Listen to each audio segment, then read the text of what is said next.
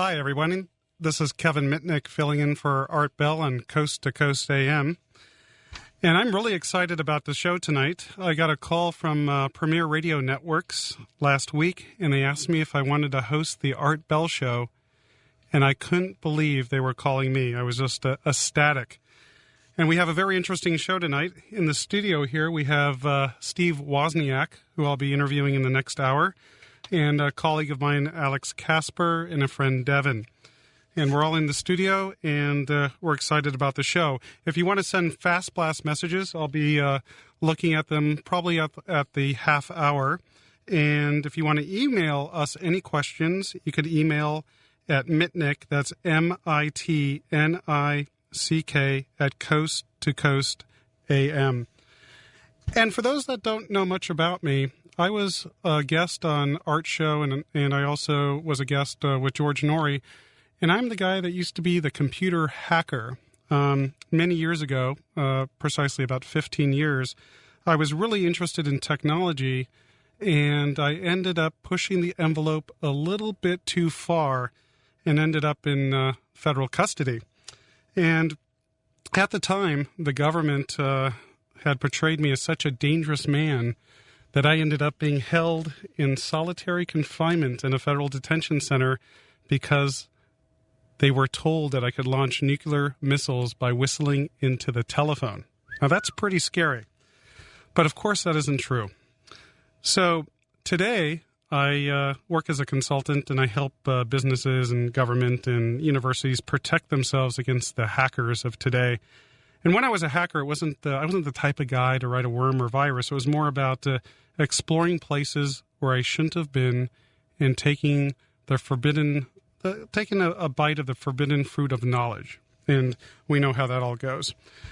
When we come back from break, I'm going to cover some of the news stories, some of the interesting stuff in technology, and tell you about the new Mac virus. So if you're a Mac user, listen up and be cautious. Talk to you right after this break. This is Kevin Mitnick, filling in for Art Bell on Coast to Coast AM.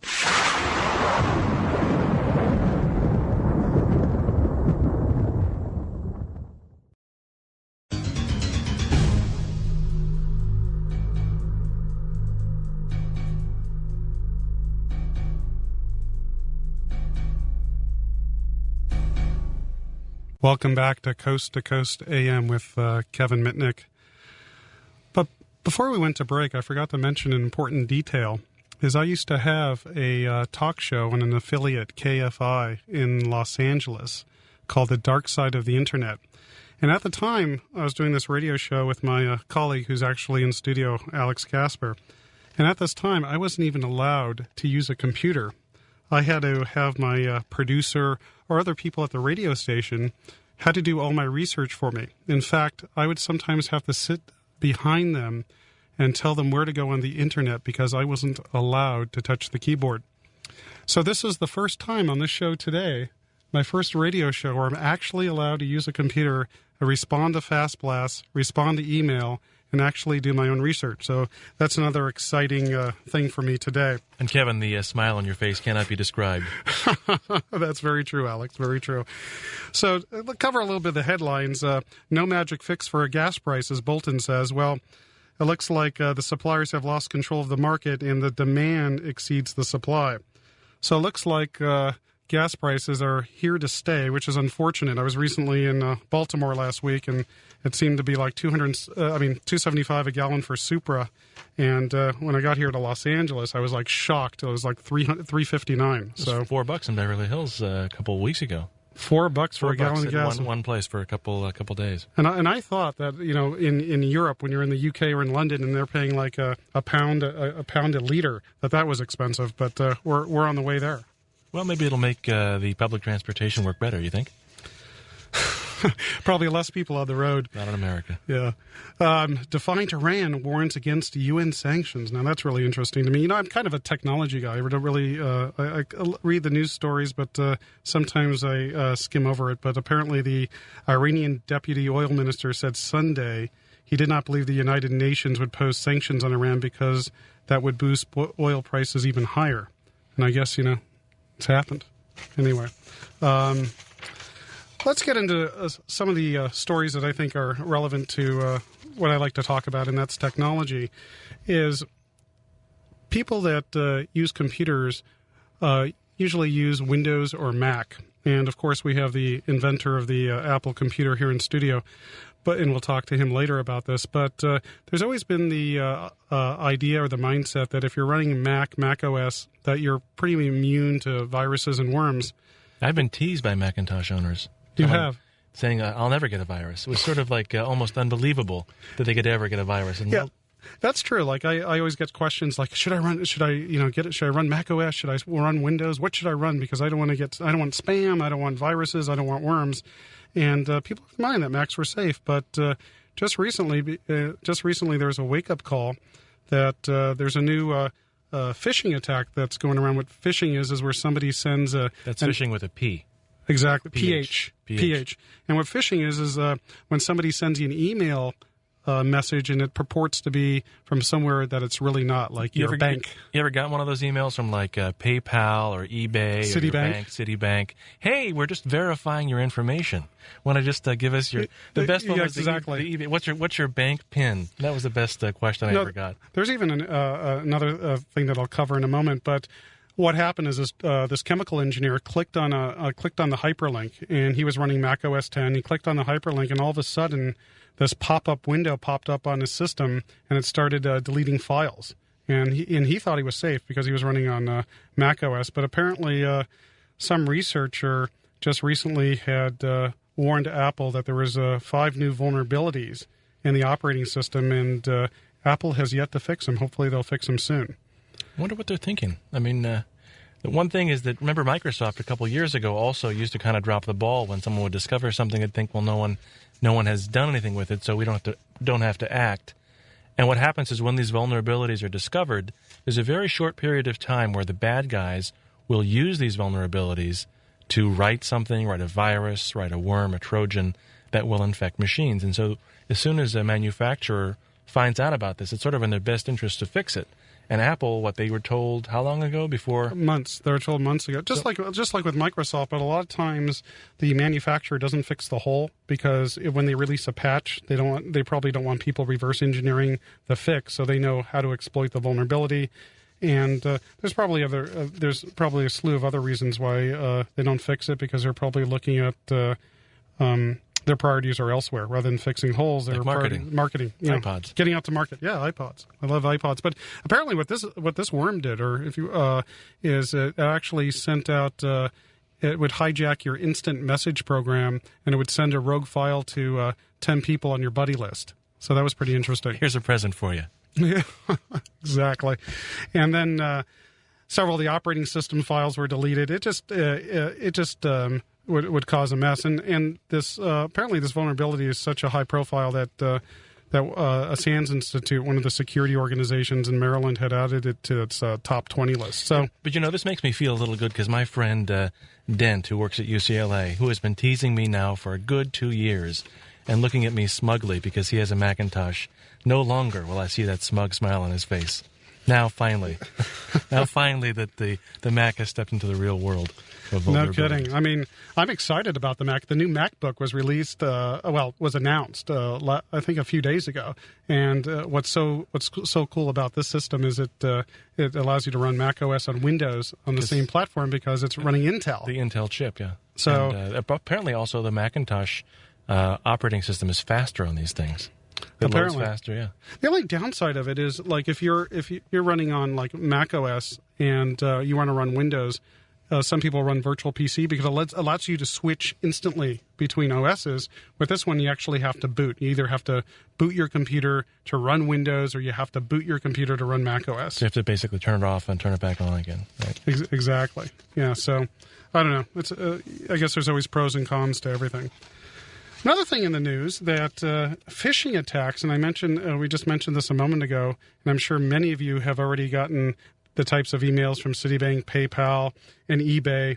Well, just run over it one more time, because I know some people are familiar with a phishing attack, but basically this is when you get an email that looks like it's from your bank. It's got all the pretty pictures and the logos, and they just say, usually it's, what is it? It's like we want to verify your information. And they give you all the nice little fields to put in your name and your address. But that's after you click on the hyperlink. Oh, after you click. Usually, it's a letter. Oh, that's right. Yeah. You know, and depending on whether the bad guys are good with the English language or grammar, Yeah, it's always bad. It's always bad. It always looks like some Eastern Russian guy wrote the email. But what would happen is you would click on this link, and it would bring you to a site that would pretend to be eBay or PayPal, and then what you or the victim would do is they would go ahead and log in with their username and password and give it to the attacker, and now the attacker or the bad guys can now use that and log into your real bank. Yeah. So basically, the rule is if you ever get an email from someone claiming to be your bank and they give you a link to click on, usually that's not a good idea. You should always type in the full email, the full URL yourself. Well, not well as long as you know where that URL is going. Well, if you type in citibank.com, you're going to get it. Oh, hang on a second. Someone's stepping in here. Someone's stepping in here. I thought I'd comment on phishing because, I get an awful lot of those emails every day. And, they do come looking. They're beautiful with the pictures of the real company, PayPal. They get so sophisticated. It scares me. The PayPal ones will come saying somebody has added an email address to your account.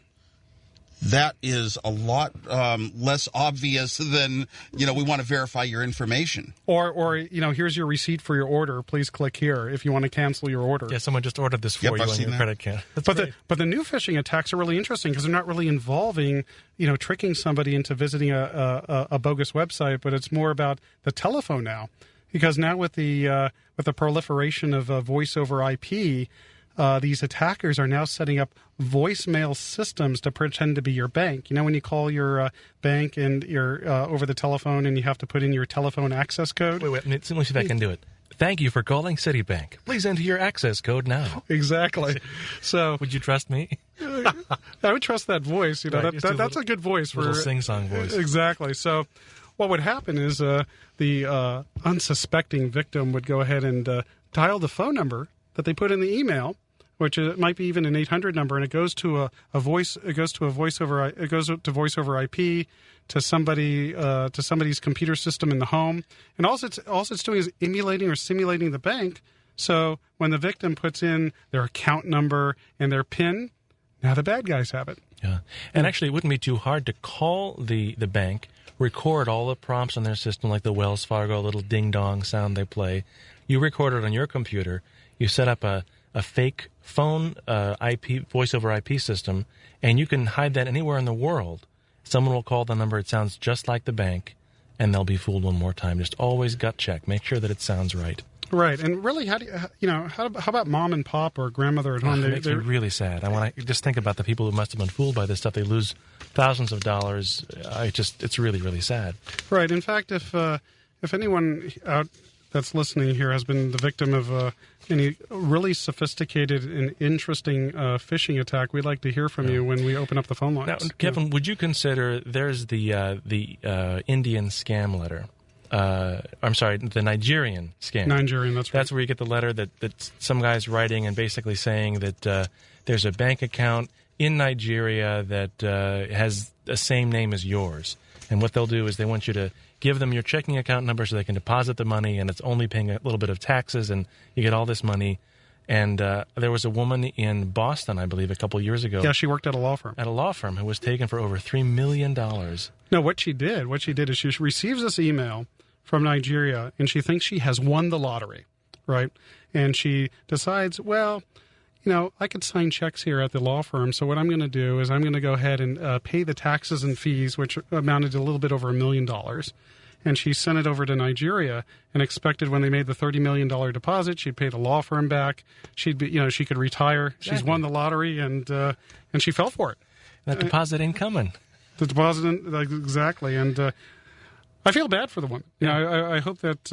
I wonder if she's in custody. I don't know. What happened. But would you call the Nigerian phishing attack? Would you think you classify it as such? It would be more of a social engineering attack, because phishing is where the bad guy lures you to call a phone number or to visit a website, and you think when you provide your account number or your PIN or your password, you think it's the real McCoy. Right. But it's really a bogus site. Makes sense. Yeah, phishing is more like identity theft, and the Nigerian scams are just outright trickery. They're lying to you. But they, Outright lying, exactly. But they all involve lying to you in some way. Exactly. You know, have you been following all these recent stories in the news about the Bush administration, monitoring citizens, to stop terrorism? Oh, yeah, of course, it's everywhere. And I mean, this wiretapping stuff is really running rampant. Apparently, the National Security Agency has collaborated with AT&T, and they set up these little war rooms in different cities throughout the United States. But doesn't that make you feel safer? Actually, I feel good if they're wiretapping bad guys, but who is deciding who the bad guys are? There's no oversight by the courts, and, okay, so we're operating on our intelligence. We already know the intelligence is very poor in this country. Oh, come on. We got to trust someone, right? Right. Who are we going to trust, And, if wiretapping without a warrant, let's say, could stop one terrorist attack, is it really worth it? You have to think about it, because if you're of that mindset that is it worth giving up your civil liberties just because it could stop a possible attack? Then why do we even need these constitutional or these civil protections? Well, as Neil Young says, we're giving up the garden, and that's what it is. We're giving up this beautiful, beautiful country, America, the best country in the world. The way my father brought me up in the 50s, he's an Eisenhower Republican, and boy, Republican was a lot different back then, especially if you were a little bit moderate. Yeah. And we had the most wonderful country because of all the protections that came from basically our First Amendments and the like. Right. But I guess the rule on doing wire interceptions or spying is more of an issue of statutory law. I don't think there's particularly a constitutional protection. But it just seems like, here we got the Bush administration doing the wiretaps, and we got, this famed private investigator in, Beverly Hills, Anthony Pellicano? The Pelican Files. Yeah, privacy within your home. Yeah, I'd say that's in the amendments. But what about the fact, though, that, one thing a lot of people don't bring up is that when everyone is getting tapped, someone else has to go through all that information. I mean, it really is a lot of information. Computers go through looking for keywords. Sure, but do you think, are the computers at the point now where they can listen to phone conversations and totally break them down and analyze them for words yet? Yes. Really? So Right. basically there could be computers sitting, listening to your phone calls, listening to hundreds of thousands of phone calls, looking for specific words. So if you say terrorist or if you say bomb, boom, then someone's going to go and listen to the entire phone call. Right, they have to minimize the data, because you must imagine all the telephony traffic, all the internet traffic. You heard of projects like Echelon, by the National Security Agency. They have to have a way of determining what traffic is important to look at later. One of these civil libertarian guys like Richard Stallman was actually deliberately making phone calls that would play in tapes that had every one of the words that would possibly be on the list. Yeah, it was funny. When I was in Baltimore last week, I actually went to the National Cryptographic Museum, next to the NSA. And I was talking to a friend of mine, and I started saying all the keywords. I said, well, I think our call is actually going to be monitored this time. So at the National Cryptographic Museum, that's where they have all the old spy tools and machines and things. You can go through them all. Remember? Oh, it's a fantastic place. It's the crypto museum. So all the crypto machines, like the Enigma machine from the old days of World War II, the Japanese Purple machine, all the way up to the crypto devices that were used in the 70s. When the president walks around with the guy, carrying the briefcase, or the little the Stu 3 phone. Uh-huh. It shows all these type of devices, and it's a fantastic place to visit if anyone's ever in Laurel, Maryland. So I wanted to actually buy one of those Enigma machines, and there's one on eBay right now. I sent you the link. $50,000. Well, hey, it's only money. Right. So it was funny because at the actual museum, I asked him, I said, you have that display model out there, and I notice every time I come to the museum, it's a new display model. So they must have like a warehouse and back. Well, remember when I was there with you, we actually, they have the Enigma, and these are actual antiques from the 1940s during World War II, and they have the Enigma machine set up, and you can actually play with them. And you can push them and use them. Now, they have a guy standing looking very mean, so if you do anything, he's going to hit your hand, but the nice thing about that particular museum is everything is open. You can touch it, but you certainly are analyzed when you walk inside. Remember the lady in the gift shop I walked up and I was like, so what do you do here? I can't talk about that. And she was serious. Oh, that's right. And she actually took offense to it. And she was so like, I wouldn't ask that question of you, like what you do here. That's a private question. Yeah. Like, oh, you used to work here, didn't you? So, exactly. And there's a big sign when you're visiting that museum. There's a big sign that says no classified talk. Do not wear your badges. Right. Yeah. So they take the security stuff really seriously. So don't you trust these guys? I don't know. Part of me does, part of me doesn't. When we come back from break, we're gonna cover a little bit more about some technology news, and coming up later in the show, we're going to be speaking with Steve Wozniak, talking about his life and Apple and what he's doing now. And this is Kevin Mitnick filling in for Art Bell on Coast to Coast AM. Hello again. Wow. We're back on here. We were talking about, before we went to break, we were talking a little bit about the Crypto Museum, and now let's get back a little bit back onto this phishing stuff here. A lot of people, we're just talking in the studio here with Dave, everyone mentioned, everyone's got these emails. Sometimes Woz said 30, 40 a day. And, I wonder how many people have actually fallen for this stuff. Well, you got to look at it's a percentage thing, because if the bad guys send out all, thousands and thousands of emails, they're going to get maybe 1%, 2%, 3% response. They're going to make some money. So what happens? I mean, say there's some guys, I assume it's probably Russia, some other part of the world. They said, because the English is always bad. They always make these mistakes in the English. But I think it's from I think it's from everywhere. Right. You're going to have people that want to get access to people's bank accounts, get access to their PayPal accounts, eBay or whatnot, and this stuff really, really works. Now, there's a lot of companies out there that are trying to build technologies to prevent it. Like, for example, there's one company that they sell their product to banks, and when you log onto your bank, you see a picture. And it's a picture that should be there, like an airplane, a computer, a car. And if you don't see that picture, you know that you're not really talking to the real bank site. So there's these technologies out there, but what happens is, once these technologies are developed and they can't trick people into visiting bogus websites, and even now the hackers have come up with new technologies, and it's a technical term, so I'm not going to go into it. I'll just mention what it is. It's called cross-site scripting. And this is a technical way that you could be at your legitimate banking site, and if this vulnerability exists, the attacker could pop up a window, right? And you could be typing in your authentication, your username, your password, and it sends it to the bad guy. And you're at the real site. You're not even at an illegitimate site. So it's kind of scary. So basically, let me just make sure I understand what you just said. So someone can be on their actual bank website, and this cross-site scripting? Yeah, if it's vulnerable to a certain type of vulnerability. Right. Okay, and I'm not going to get into the technical terms of the vulnerability. That the attacker could, pop up a window that appears to be from the bank. Wow. But it really isn't. It's from the bad guy. And when you type in your information, it gets sent off. So, I'm curious, Kevin, how many people, if you fall for one of these things, how long does it take for these bad guys to use the information and transfer the money out of your account? What do they do? Or I've heard things that when someone does get access to your account, they'll take $1 out every week or every month and see if you notice it. And if you don't notice it after a month, then they do the whole thing. I'm just curious. What have you heard?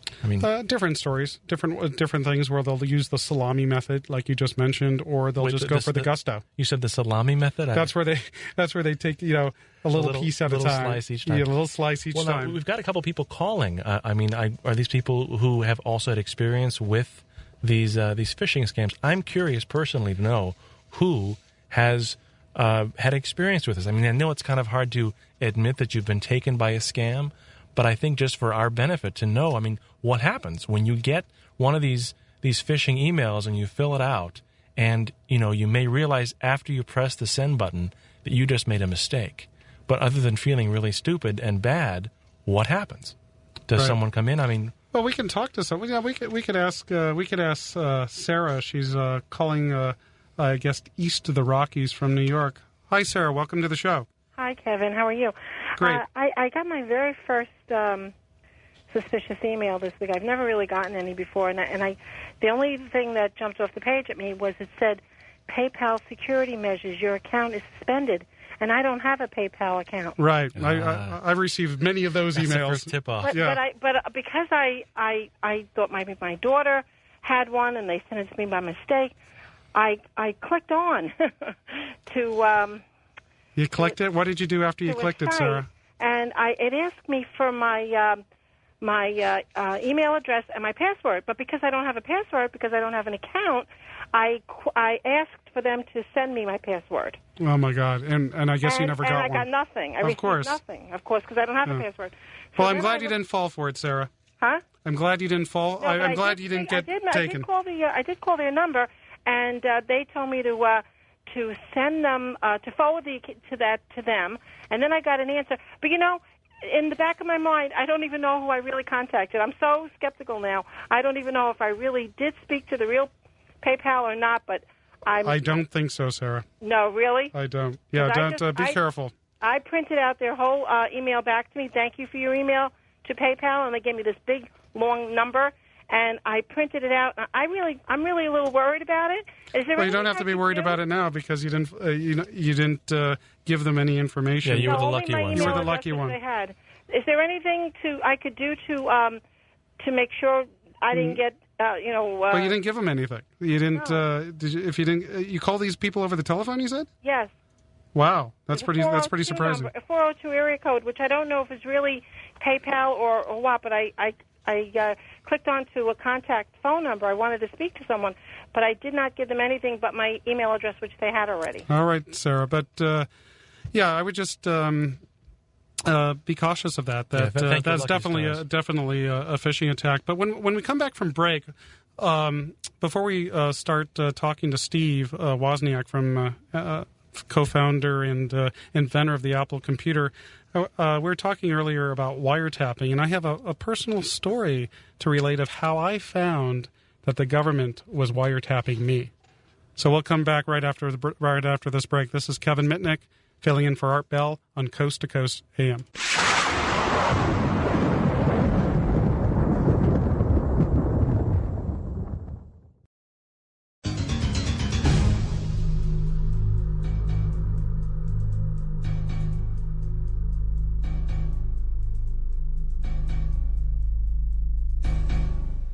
Hi, this is Kevin Mitnick, and you're listening to Coast AM. I have here in my studio today, we have Steve Wozniak with Apple Computer, my colleague Alex Casper, and a friend Devin. And what we're talking about here is we're talking about phishing, and then I'm going to get into a little story on wiretapping. We have, let's see, I guess the caller hung up. We have Steve that had told us that he had a solution to detecting when you're being phished? Yes, of course, we're told to look for any email that says, we'd like to verify your account information. So you kind of know what phishing is like. But then they fool you saying somebody added an email account to this. But they always have a link. Now, I use the Eudora email program. Right. And as I scan the cursor over the link, it pops up a yellow window if the link doesn't match where it's really going, the real URL it's going to. And very often it'll say, something numbers. And it'll say a numeric entry is probably not a valid address. It warns me to be careful of those links. So it does a little bit of scanning the URL or the hyperlink. The words that you're clicking on may say www.paypal.com, but the link that they're referring to might be something totally different in Czechoslovakia or Russia, and it will show you what the real link is, or sometimes just a set of numbers. Right. That's useful. And it's 100% reliable for everything I ever suspected was phishing. Yeah, but I'm wondering if the attackers could use a different methodology, so that wouldn't necessarily work because they probably know about the Eudora program. Yes, but I said 100% so far. I mean, it's awfully good. Well, maybe that's a good point. Maybe people should switch from Outlook to Eudora. But I just do it to verify what I already said is obviously phishing. They all were. Sure. Great. Hey, let's take another call. Linda, we're going to take a call from Linda on the wild card line, and Linda has been apparently scammed by a purported email from Wells Fargo. Hi, Linda. Welcome to the show. How are you this morning? I'm doing great. How about you? I'm doing great. Yes, I answered the email, and what happened was it did have the link. It said something about there was a problem with my account. Right. And I went into the link, and it looked real. I want you to know it looked just exactly like I filled out all of the information. And it probably looked like the person from Wells Fargo is the one that designed that little web page you went to, right? What did they ask you, Linda? It looked identical. I mean, like you say, it looked like the real thing. And I had to stop my online banking. So what happened? You filled out the information. Okay, and I filled out the information. The first thing then that happened was it said that it was incorrect. So I did what happened was my card number was incorrect. Right, and the reason it said that is because they don't know if it was correct or not. So right, and I did it again. Right. That way they verify. That way they steal it twice, by the way. And no, it's right. They did it twice, exactly. And then that time it said there was a problem with it. Well, it was late at night because I'm a nighttime person, and I immediately called the bank because I'm like saying, what's the problem with my number? And, of course, she then told me, to read it. Well, when I read the letter, there was something incorrect. There were 2 words. They doubled a word. Okay, and if I had been, as we would say, paying attention, I would have noticed that. Right. But then, I didn't see it the first time, I've got to admit. Okay, so then after that, we had to, they put on a 60 or 90 day, I've forgotten which, hold on my credit and it's called a fraud hold. And everything that anyone would check on my credit account, with any of the credit bureaus, it's with all the credit bureaus. Right, it would give an alert.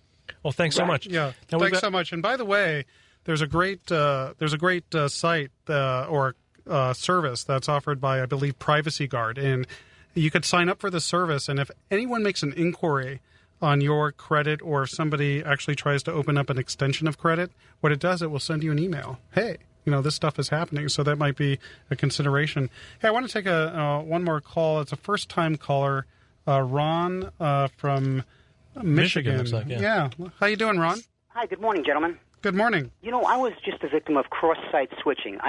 Cross-site scripting. Scripting, okay, yeah, I'm so sorry. It's okay. Scripting. I had contacted NetTeller. And what's NetTeller? NetTeller is a site that is a go-between like, say, PokerStars or other gambling places where they'll be the third person. They'll electronically go through your bank and move funds into computer gambling. Oh, okay. Okay, Ron, keep it quick. We've only got about 30 seconds. And I contacted them, and then and it looked official, and it was there.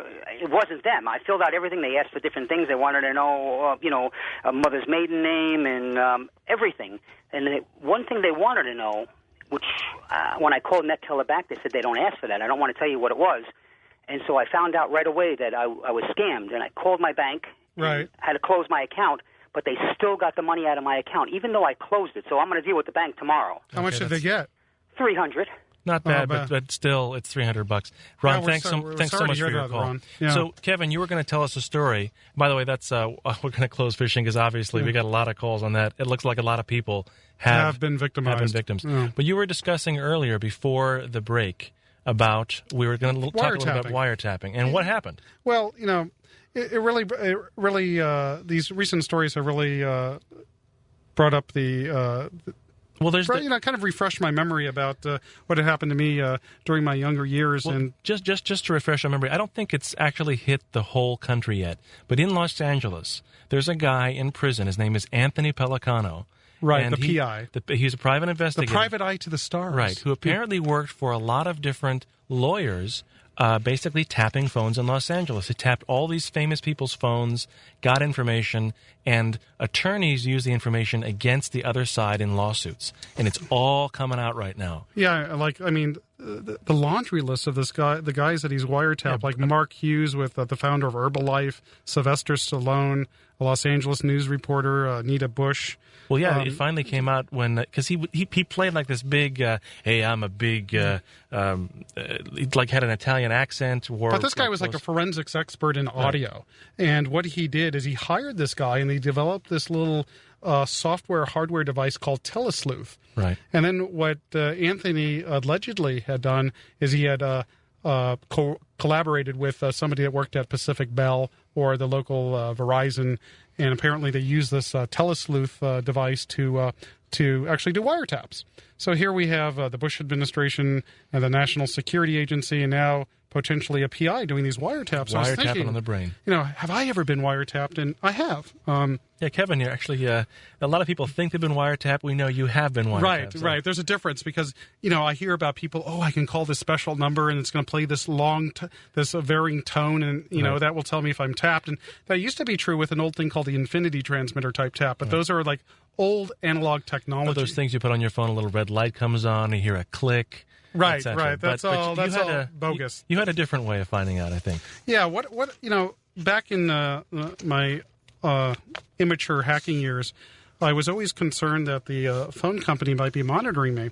So I remember I'd always call the central office. That's like where all the phone wires, one big room. Yeah, imagine all those aerial, everything on the underground and all the aerials. They always go to the local building called the central office.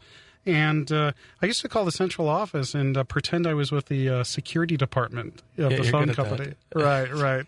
I'd call the security department and I'd say, I'd call as the security department and I'd tell the technician, I'd say, hey, listen, we had 3 of our boxes delivered to your central office. Can you walk around the frame? That's a area that's part of the central office. So all the wires come in from underground and they get strung out on these big racks. It's called the frame. Right. And these boxes, they would hang on the frame. Right, they'd hang these boxes, and how these boxes would work is they'd attach one side of the box to your phone line, and the other side of the box they'd set up a telephone number, and the security department in San Francisco, where Pacific Bell Security was, they would actually dial a phone number into this box, put in a code 1 2 3 4 5 6 7 8, and it would create a circuit so they could listen to the call. Right. So these little magic, little tap boxes. What are they called?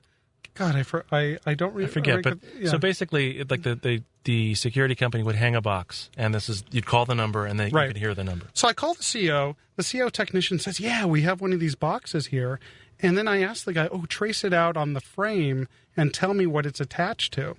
So he told me the information of what it was attached to, but it wasn't really clear. But he did tell me the enough information to get the phone number that was used by the phone company. But the one you call into the box. Yeah, the one you call into the box. So I was driving to Las Vegas, and I was really interested, who could they be wiretapping in my central office? Because this is the central office for your for my telephone exchange, which was in Calabasas at the time, and that was a real small area. It was like one prefix, 880. Right. Calabasas, California, for those that aren't familiar with the area. And so I called the switching control center, which is another division of the phone company. I'm talking to this tech, and I'm having him trace the phone number of the one that's calling into the tap box. Right. And I end up tracing it to a Los Angeles office, central office. In turn, they trace it to San Francisco. And I'm talking to the San Francisco tech on the line, and he's manning what they call the 4E, the ESS 4E office in San Francisco, where all the international calls are switched. Okay? And I'm talking to this technician, and I'm telling him we're tracing a problem with the circuit. And what he does is he actually brings up the circuit in audio. And I hear this tone, this ee. Right. And I'm going, well, he goes, that's what's on the line. That's what's on the line. And I said, well, can you just leave it on the phone so I could just listen to it as I'm doing some testing? So I have it on the speakerphone of my cell phone. And then I had to stop at a payphone and give my dad a call. All right. And because by that time I was in Barstow, because I was driving all the way from Los Angeles to Las Vegas. And I stopped by a payphone in Barstow, and I had the phone with me. I hear the ee. This is coming out of your little pocket phone. Right, out of the cell phone. And then I call my dad because I had to tell him something when I was on the way to Vegas. And he answers the call, yet I hear his voice on both the line I'm calling from and on the tone stops. The tone stops, and I hear my conversation in the cell phone. And that's the sinking feeling of knowing you're being tapped. That was a dark day. But it's not many people that could actually do their own counterintelligence for wiretaps. But you knew for sure. So don't try this at home, by the way. But the phone company and the government uses different methodologies today. But that was really interesting. It's all digital, but certainly something to think about. Yeah, certainly so. Well, I'm excited for the next hour. When we come back from break, we're going to be talking to Apple co-founder and the man who changed the world, Steve Wozniak. And I'm really excited to speak with him about his life in Apple Computer and the stuff that he's doing now. I'm Kevin Mitnick. You're listening to Coast AM. We have a great guest in our studio today, somebody I've looked up to. I mean, since I was a young kid. I remember going into stores like Computerland when I was 16, 17 years old and using the Apple computers and playing with trying to program in BASIC and all this great stuff. And I'm just honored to have this gentleman in the studio. He's the inventor of the Apple computer, co-founder of Apple Computer, and just a great guy. And I want to welcome you to my show, Steve. Well, you know, Kevin, we have a lot in common. You want to be me, and I want to be you. And I think Steve Jobs wants to be himself. And Bill Gates, too. That's true. What I wanted to ask you is, what originally sparked your interest in technology? I'm talking when you were, much younger. What really influenced you back then? Boy, it's hard to look back and be absolutely certain, but I knew my whole life. It really started with a series, the sort of books that I like to read. You know, when you're young, you might watch a certain kind of TV show and say, wow, that's a hero. That's what I'd like to be someday. And it started with Tom Swift Jr. books. All the kids in school would go down and buy a new book. I think they came out once a week or once every 2 weeks. Nancy Drew books the girls like to buy. The Hardy Boys Adventure series, the boys like to buy. But some of us, we had a lot of engineer fathers in the area where I grew up, which is Santa Clara Valley then, it's Silicon Valley now. And we like to buy the Tom Swift Jr. books about this kid that had some good friends, and he had a company that he ran with his dad, and he was an engineer. And whenever there was some problem in the world, he'd run into laboratories and work in factories and, get things built like spaceships and submarines and plasma fields to hold aliens. He would solve the problem with his own ingenuity. And that attracted me. And that also science fiction books later on, but that was sort of a start of science fiction at a young age. So he's a problem solver. Yes. In addition to that, I lived with a bunch of kids that had engineers for parents. So they had electronic parts around the house. They had parents that could teach us how things worked and how you hooked up some of the parts to, get some interesting things to happen. Even building your own flashlight, at an early age makes you think, I know something special, and you learn from these sort of things. So we would go and run house-to-house intercoms. We'd run the wire all the way down the fence, up and down the block, and tap it into our room so we could flash some lights in a friend's house and wake him up at 2 a.m. to go out and toilet paper houses or whatever. All the good stuff the kids do. And, we'd read Popular Electronics magazine and go down to Sunnyvale Electronics and buy parts and build projects every now and then, tone makers or. How about radios, like wireless radios or FM transmitters? One of my dreams was I had a ham radio license in 6th grade because I read a book and the hero was a ham. And at the end of the book, it said, you can have a ham radio license at any age. And I thought, wow. For a person who's normal, you can be very special. It's like being told at 8 years old you could get a driver's license. So in 6th grade, I got my ham radio license and was actually out making contacts. And back then, you had to buy a kit of parts for a transmitter, a kit of parts for a receiver, bolt them together, follow the instructions, run little threads around the tuning dials. Remember Heathkit? And they ran on tubes, and you'd always take your tubes down to the grocery store, even the moms would, and test them out and find out which tubes went bad. So I was into wireless then, but I'll tell you, I remember in junior high school, I wanted a walkie-talkie so bad from the Lafayette catalog. It cost $37. So I figured out I saved 35 cents lunch money every day and skipped lunch day after day after day. But, back then we had the, build your bomb shelters because the Russians might nuke us, and they had these emergency supplies. So they had an auction at our school, not an auction, but everyone buys a ticket, a raffle kind of thing. Yeah. Everyone buys tickets and they win a bunch of prizes. So I think I bought half the tickets with all my money, my friends' money, and we won about half the prizes of emergency supplies, candy that would last for 10 years. Oh, that's not bad. So what was so special about this Lafayette walkie-talkie? I wanted it because my friends got into it, and I think they got them, a couple friends in the neighborhood, and they got it. One year I think I was in 8th grade, they got communications receivers. I wanted a communications receiver. That's a shortwave radio. That's right. a radio that could pick up the transmissions from other countries, if you had a good antenna on the roof. WWV. And it only cost about $80. That was a lot of money back then, and more than $80 now. And I wanted it so badly, and I didn't get that for a Christmas present. But hey, some Christmases, there was one Christmas I got my ham radios, and I got all this other great gifts. It was the most incredible Christmas ever. And I'd been told by my parents I couldn't have the one thing I really wanted, a 3-speed bike, because they couldn't afford that. So I walked to my room from the Christmas tree, and there was the bike. Ha! Very good. Now. When you were young, and this is the time of playing with amateur radio and stuff, were you the type of guy that liked to rip things apart and just see how they worked? Were you? No. Back in those days, you didn't rip much apart. Electronics, we didn't have a lot of it. You might have a tube radio, but you'd only have one. You might have one TV in the house. You couldn't dare take it apart, even though I understood these things. I might just open it up and look at the parts, and they came with schematics back then. Right. Today, everything's almost closed up, but back then it was just so open. Your TVs came with schematics. They didn't have video in, but if you were smart, you could figure out where to tap in a signal and supply some video to a TV. And remember, we didn't have color TVs till later in my childhood. So, it was kind of early years of this kind of electronics and all. And transistor radios had come out. I think my most valuable thing was my transistor radio. It influenced me thinking, wow, they made a device that I can sleep with and hear wonderful music all night long every night and turn it on and carry it with me. And it was so personal. It was mine. It wasn't somebody else's. It wasn't my parents' radio. I could listen to whatever you wanted. And I could listen to whatever channel I wanted. And I loved that thing.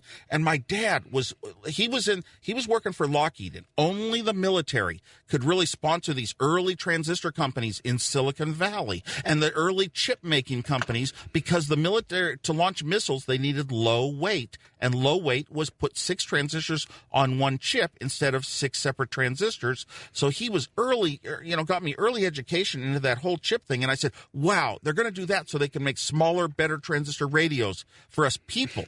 And he said, no, they're going to make it for the military. Right. So your dad was an engineer. I was always disappointed. I really, really wanted them to be making the best technologies for people at home. Right. So your dad was an engineer. He sure was. And what did your mom do? He was an electrical engineer, not a computer engineer. Right. My mom was a housewife. Okay. So did you follow in your dad's footsteps? Did he teach you a lot about engineering? Yeah, he did not point me. He did not say, I want my child or children to be engineers. And of the 3 of us, really, I'm the only one that turned out that way. It turns out that when he saw me go in a direction and find something I liked, he would explain how it worked. He would pull out a blackboard and explain how electrons went around atoms. When I was in early elementary school, I did atom projects. And then he would explain how to hook up all these switches to show, if you have 92 switches for each of the natural elements and 92 lights to show where the electrons in the various shells of the atom might come on, he would show me how you could hook up diodes so the switches don't conflict with each other. Uh-huh. Diodes only electricity go one way and not the other way. So switch 2 can turn on the same lights as switch 3, but not vice versa. A little bit of theory there. A little bit. Well, I'm not trying to explain it, but he taught me these sort of things, how parts work. And then we got up to the point of logic. If this and that, if you're playing tic-tac-toe, it's a game of logic. You cannot lose if you have a set of rules in your head. Well, you can actually play every game of tic-tac-toe on paper and write those rules down. For example, if there's an X in the upper left corner and an X in the upper right corner and no O between them, you're going to take that spot to win tic-tac-toe. So that's logic. If this and that is true, then do this other thing. And he taught me how transistors play a role in these gates. So he moved me up to understanding how transistors worked and gates. And then I moved into, real computer stuff is like numbers and calculations and mathematics. And, of course, you see lights blinking on TV now. Well, back then you didn't even see computers in TV shows. They were that foreign and unknown. We didn't have computers in our schools. They were just the huge big thing you'd never do in your life. But I discovered a computer journal in the house by accident. Right. Well, I heard you had an interesting time in high school with computer technology, and I want to cover that when we come back from break. So this is Kevin Mitnick filling in for Art Bell on Coast to Coast AM. And when we come back from break, we're going to continue our talk with Apple co-founder Steve Wozniak.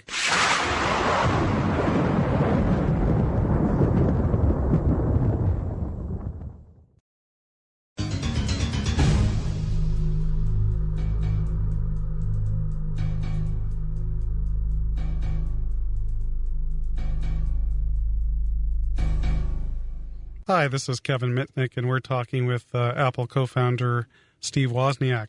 So, Steve, right before we went to break, I remember you telling me a story once where you first really got involved in computers in high school, or was this before? Well, actually, my whole technical evolution was very much accidents. It was not planned by myself. There were no classes. There were no books. It was all accidental. I would stumble into journals. I'd stumble into magazines. And I found that was what my interest was. You know what your interest is, and not everyone comes up with the same, and it's accidentally inspired maybe by the fun I had with my electronics friends in the neighborhood. And in high school, I had other accidents. I was also on a path to learn what a computer was, and I was too shy to ask people, what is a computer, to look it up in books. So I kept learning more and more by doing my own projects and seeing others at science fairs. Well, in high school, a lucky thing happened. I was one of the math science stars of the school and would get the awards and all that. But I was also in electronics class. We had a great electronics class in our high school, and the teacher realized that I knew it all, and I was just playing pranks and wiring other people's radios to blow up if they asked me for help. Well, I loved it. One time, my lab partner asked me to write a report on crystals for him. So I wrote a really good report right out of the book, and then I wrote a second report that was total farce that was on every kind of crystal that's not electronic, like watch crystals and, crystals in geodes and that sort of thing. And and I showed him the good one, and I said, I'll put it on the teacher's desk for you. And I put the bad one on. That's terrible. So the teacher said, you're going to get in pranks. So he arranged for something. This is very unusual when a teacher sees a student that could be helped with a lot of stuff that's not in the school.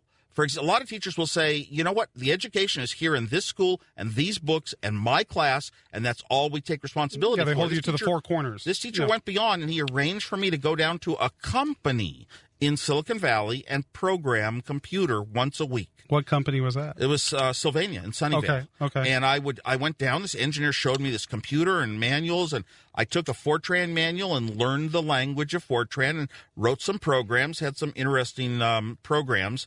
Well, while I was down there one day, I saw a book called The Small Computer Handbook. And remember, I was on a search. I didn't know exactly what a computer really was, but by then I sure knew logic gates. I knew how to build adders and subtractors and win science fair projects. I even got the award for the best electronics project in the Bay Area Science Fair when I was in 8th grade, and it covered up through 12th graders. So I was really advanced that way. Okay, I saw a book called The Small Computer Handbook, and I went crazy because I knew computers were going to be my life interest. I didn't think I'd ever have a job in them. I didn't think there were jobs in computers. I thought that once I became an engineer, told my dad in 6th grade I'd be an engineer like him first, a 5th grade teacher second. Well, I thought an engineer would design missiles or radios or televisions, things with dials. I didn't think that computers was a job I'd ever have, but I was in love with them. So I took this book home. Okay. And then I looked, and it described a computer like architecture, like describing a house, how many rooms it has, how many cabinets, and where the doors are to walk through. Then I took my list of parts, which are like lumber, but they were called chips. And I started designing on paper, drawing the diagrams of how the chips could hook together to make this thing called a computer. A PDP-8 was the name of the computer that was in my manual. Yes. Well, I got into this habit of every computer, there were about 20 of these things called mini computers being introduced in the late 60s. They all looked like big square rectangular boxes, very cold. They'd sit on a factory floor in a rack, and they had switches and lights and push buttons, and nobody would go, you'd never go near them because you'd never know what to do with one of these things. They were for some very strange computer people, and they were intimidating, but there were a ton of them that came out in the late 60s. Well, what I would do is drive up with a friend of mine, Alan Baum, up to Stanford Linear Accelerator Center. Okay. And the reason we'd go there on a Sunday. And the reason we'd go there is there's a lot of smart people that work at Stanford Linear Accelerator Center. And wherever smart people work, there's open doors. So we would actually drive to the main building, and we'd walk up some stairs and try some doors, and eventually we'd find a door open from the outside, and we'd go in, and they had a library in there, a technical library. I found computer manuals, and there were little cards you could fill out your name and address, and they would send you a computer manual. So Varian sent me manuals to their computers. Not Radio Shack. Sorry, we're way back before personal computers. Hewlett Packard would send me manuals to their computers. Digital Equipment would send me theirs. A company started up called Data General, and all you have to do is fill out this card. Fill out the cards, and we'll send you a manual describing our computer. Because if to get this magazine back in those days, you were probably an engineer. You are the sort of person who might buy our expensive computers. And I would sit down at home whenever I had free weekend. I would sit down and pull out blank paper and just start designing that computer. And if I had already designed that computer, I would design it again using the latest, newest chips. My dad would get me the chip manuals of the newest, latest chips, and I would design it with fewer parts as a goal. I started making a game out of this. And the game was, how few of chips can I do it in? And I started coming up with tricks in my head as a young high school kid that I knew that nobody else in the world was doing with chips. I would figure out to use, well, my gosh, if you need an inverter, why add a whole chip with inverters? I have a spare register left over on another chip, and a register actually can be used as an inverter. So I would use parts not for what they were intended, but they did the job I needed to design my circuit with the fewest parts. And so it became such an interest, it became more and more challenging. I had a real competition every weekend with myself. How can I do a better job yet? And then by the end of high school, I knew I was very good because my designs were like half as many chips as the companies were using that were making these. And how many years were you doing this in high school? You usually go to high school for 3 years? Actually, it was only my last year of high school, my senior year of high school, and pretty much my first year of college, I was doing the same thing. And it was just, it was so fun. But, when you're competing against yourself, there's no limit that stops you. You don't ever get a grade. Also, you don't get any rewards that people can see. Nobody in the school knew I was doing this. How about friends? I didn't have any friends except for one, that Alan Baum guy. He knew the computers too. And we shared a lot over the years. Matter of fact, almost everything major I did in my life, everything important, including Hewlett-Packard calculators and Apple computers, he had a good bit of a fingerprint in. So one friend, no teachers, not even my parents knew I was doing this. I didn't share it with anyone. I'd go in my room, close the door, and do it quietly. I did not get a grade for it because everyone would see my grade. I didn't get some fancy clothes that people could see. I didn't get a fancy title. I didn't get awards from the school. I didn't get, a yacht. It was all about self-satisfaction. How about your dad? Didn't you share it with your dad since he was an engineer? You know what? I told my dad that I was designing these computers, but see, he was not really a computer designer. And I'm not sure that he knew that what I was designing was real and complete and would work, or I never really showed him any one of my designs. Look, here's these gates and these registers that do that and that. He designed a different kind of circuitry, an analog, and I was doing digital.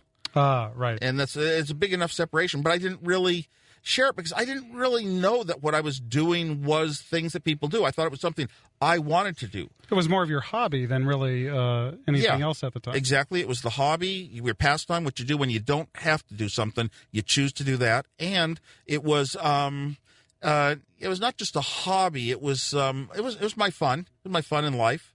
Now, with going through designing devices with as few chips as possible, what's the most proud? What are you most proud of? What accomplishment? What were you able to design with as few chips? Well, back in those days, something really struck me. When you were young. This was another accident. I ran into so many accidents that taught me electronics and computer design. Boy, I'll tell you, I designed. The house-to-house intercom stuff. I was so proud of my little console that could buzz all my different friends and light up their rooms and all this stuff. And I took so much care with carefully colored pens and pencils to draw over and over. If there was one slight imperfection, I would redraw it in ink. And it's kind of funny because even through all the Apple stuff, I designed everything of the Apple stuff and I wrote every program only in ink, never pencil. It became a style of forcing yourself to be very, very accurate, just like typing at high speed in the days of typewriters when you didn't have a delete key. So by accident, I ordered one day the Data General Nova computer had come out, and I got their manual. I designed that computer one weekend, and it came out they had a very strange instruction set, it's called, a very weird approach compared to all the others. And what came out of it was the computer took half as many chips for as good a computer. Wow, that's incredible.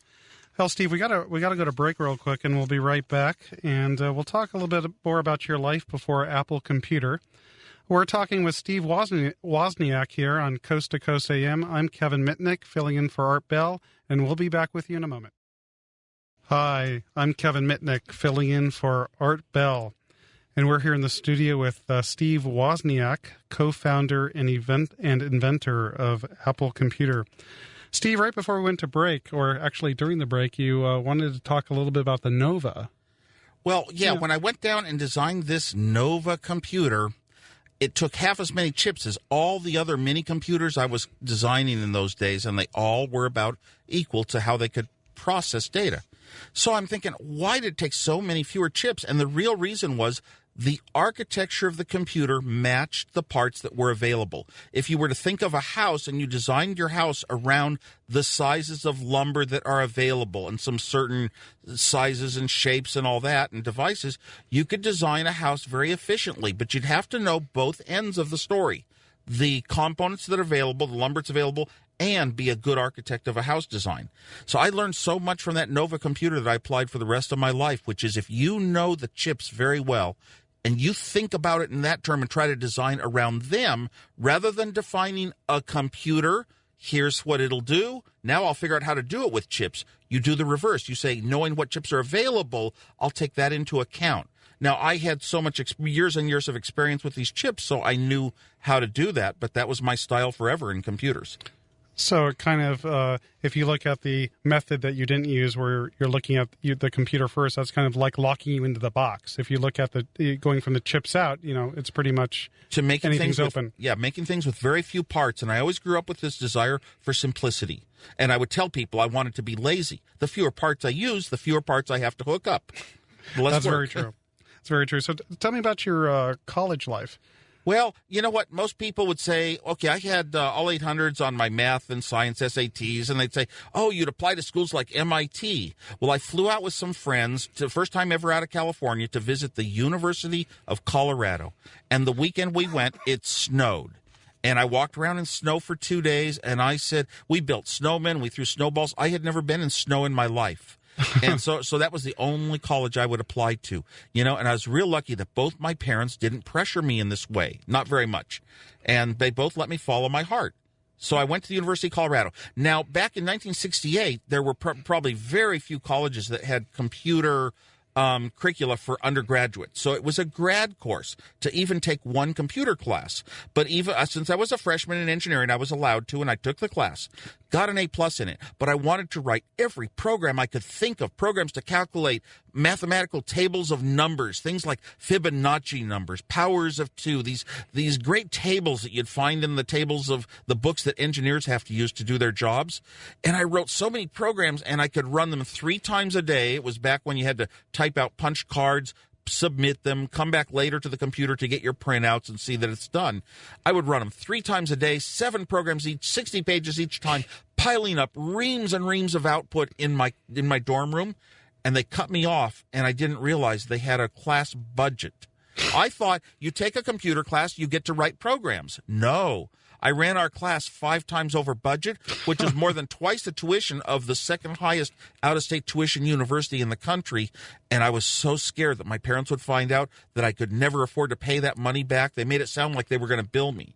So I didn't try to go back there my second year, but I did have a great year there, and I put my technology to good use, because one of the things about electronics is you can build devices other people don't understand or don't know could be designed, and that lets you play tricks. And I was always a good prankster. I always loved the fun, to combine fun with what you were doing. So that was the year I built a TV jammer, a device that would fuzz up the TV picture a little, and if a friend pretended like he hit the TV, I'd make the picture go good, and everyone thought, oh, hitting the TV makes it go good. So for weeks, they would station someone next to the TV to hit it or tune the fine-tuning control, and it would go good and bad. And they started figuring out that I started playing with their bodies like you'd play with rats, where you moved your body made the TV work or not work. And one time I got a guy to hold his hand on the middle of the TV screen and have one foot off the floor on a chair for the last half hour of a Mission Impossible. And this is a true story, and they never caught me. Another time I got them to hold the antenna up higher and higher and higher to get the TV to work. They wound up standing on a chair, and then it finally would only work if the guy was on his tiptoes. Oh my God. And so some of the joy that you get, I don't know why that's joyful. Maybe everyone doesn't find it that way, but you get this kind of joy, and it just helps enhance, electronics is not only a job, but it can be fun. That's hilarious. I love it. Hey, when we come back from break, I want to talk to you a little bit about Steve Jobs. I want to learn a little bit more about your relationship with him in the younger years. So this is Kevin Mitnick on Coast to Coast AM, and we'll be back with you in a moment.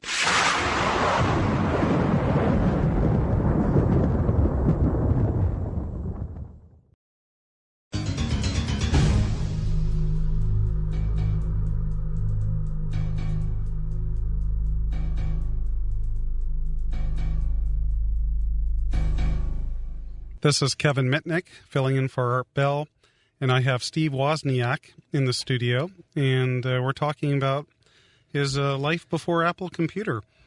Steve, I always wanted to know, I watched Pirates of Silicon Valley, I don't know, about 2 years ago, and how true is that movie? I mean, it kind of portrayed the relationship of you and Steve Jobs with Apple Computer. I get asked that a lot, and it's very easy to say it's extremely true or it's extremely false. Anybody near the situations could say either way, and I'll tell you why. Every single scene in that movie actually happened and actually had the meaning that the movie gave it. Also, the top personalities, Steve Jobs, Bill Gates, even myself, were very much on target, the sort of things we would have said, but all the other personalities were so poorly implemented, and events were shown at different places in time a little. They had to create every event fictionally that had the meaning that it had really happened when it happened. And a lot of the lines that were said in there, the extreme ones, were true. The ones that really mattered were true, but the story they built around, the scene they built around it was you can't duplicate things when there's no written records of it. They just they didn't discuss it with any of us principals before they did the movie either. They did it all from research, so they'd only get the research on a few people. But boy, I'll tell you, I was shocked watching. I was not going to watch it because I don't like to read Apple books or watch Apple stories. But my wife wanted to watch it, and it caught my attention from the first, especially when I'm sitting there running through the tear gas with a blue box at Berkeley, and I said, oh my God, that's how it was. So, how was your relationship with Steve Jobs in the earlier years? Were you like best friends? Or? Yeah. Actually, we didn't know each other that many years, even before Apple. You'd be surprised, but it was around my second year of college, and then I took a year off to work for a year to earn money for my third year of college. And while I was working, an executive got me the chips to finally build one of these computers I was designing on paper. And I built a computer down the street, and we soldered it together down at my friend Bill Fernandez's house. Okay. Bill said, there's this guy that went to our high school you should meet, Steve Jobs. He likes electronics, and he likes pranks like you do. So as I remember, Steve came right over to the house that day, and right outside the garage where we've got our new little computer we're working on. We called it the cream soda computer. And Steve and I started sizing each other up, not with our electronics knowledge right away, but with the pranks we'd done in high school. And then after the pranks, we started getting into the electronics and how much we knew about what types of chips and counters and how to hook them together and stuff. And so I was ahead of Steve in that area, like being a designer and a creator, but he was still had a lot of more technical knowledge than almost anyone you'd find in high school. And we just became really good friends. We also liked talking about life and important things, and he was into Eastern religions and very much a hippie type.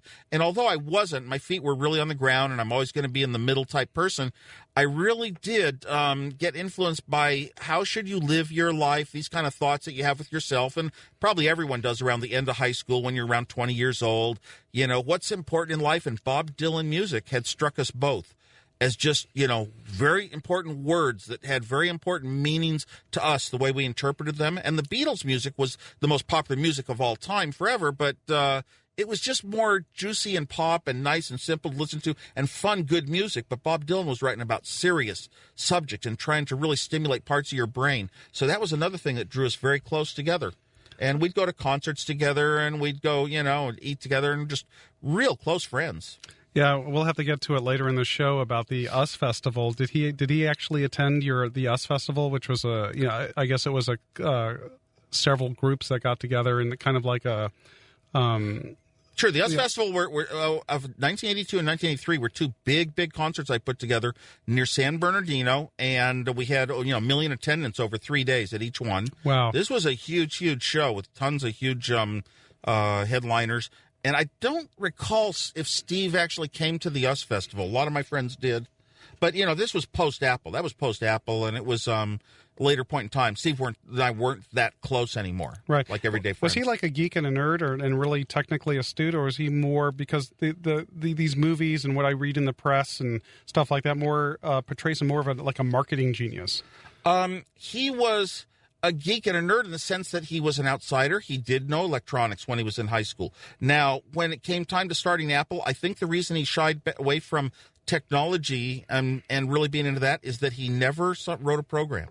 See, he did the half of it. He had done some hardware. He could understand it. He could look at somebody else's diagrams and even add a part here and there, modify things, move something around, maybe fix a problem. But he hadn't been given the opportunity to design things himself, and he had not written software. And I think he felt, especially in the shadow of my own abilities being so great, that he just felt like he never really had a role in that end of it, that he took over the marketing. But a lot of marketing or running a company, it has a technical end of knowing how to understand people that are describing new technologies, new parts that you might want to build with, or what you might want to do, and what's possible, and what makes sense to people. He just has a really good head for just the whole sense of the whole picture, even if he hasn't programmed or really designed things himself. Right. Well, interesting. I want to go back into the college days, into the mischievous years with Steve. Like, I remember reading on your website, I believe it's www.woz.org, and it talked about the secrets of the blue box. And what the blue box is, for those that don't know, it was a device that emitted certain types of tones that you can control telephone equipment. So can you tell us a little bit about that? This was an amazing part of my life. Lasted 1 year, my third year of college. After I worked a year, I earned the money to go to Berkeley for my third year of college. I loved taking 4 graduate computer courses, all in the same classroom. 2 classes on Tuesdays and Thursdays, 2 on Monday and Wednesday. They were all in the same room in Corey Hall, and I sat in the same seat for each one of them. And none of my classes started before noon, and I'll never forget that year. But and Steve and I were best friends. Well, just before like the day before school was starting, I think it was a Sunday at my parents' house, I read an article in Esquire magazine called Fiction about these devices that do what you said. Put some tones into any normal phone and make calls anywhere in the world, and that there's a group of engineers that are smarter than the phone company engineers, driving around the company, setting up networks, trying to fix problems in Ma Bell, analyzing it, and they were like hackers exploring, but finding things, setting up their own networks that were better than Ma Bell's. I envisioned vans full of racks of computer equipment and everything, and the lead guy was Captain Crunch. I called Steve Jobs up halfway through the article and started reading it to him, and I said, Steve, there's something wrong. This doesn't sound like fiction. It sounds too real. It turns out that every word in that article was totally truthful, exactly what the people had said, exactly how they say it, and every detail in there was 100% exact, but it was called fiction because who would believe it was possible? Steve and I started questioning, is it fiction? That same day, we went down to Slack. We went to the technical library. We found a book that verified some of the data in the article, and now we knew the whole list of what tones cause what effects in the phone system. Those were the multi-frequency tones. Right, the multi-frequency tones called MF.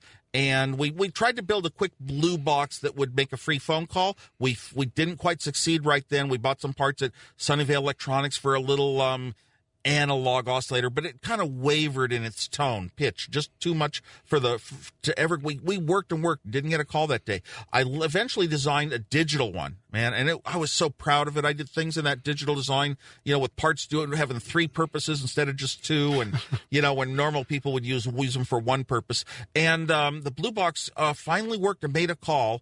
and we quickly rushed up to the dorm because we had told our parents what we were doing.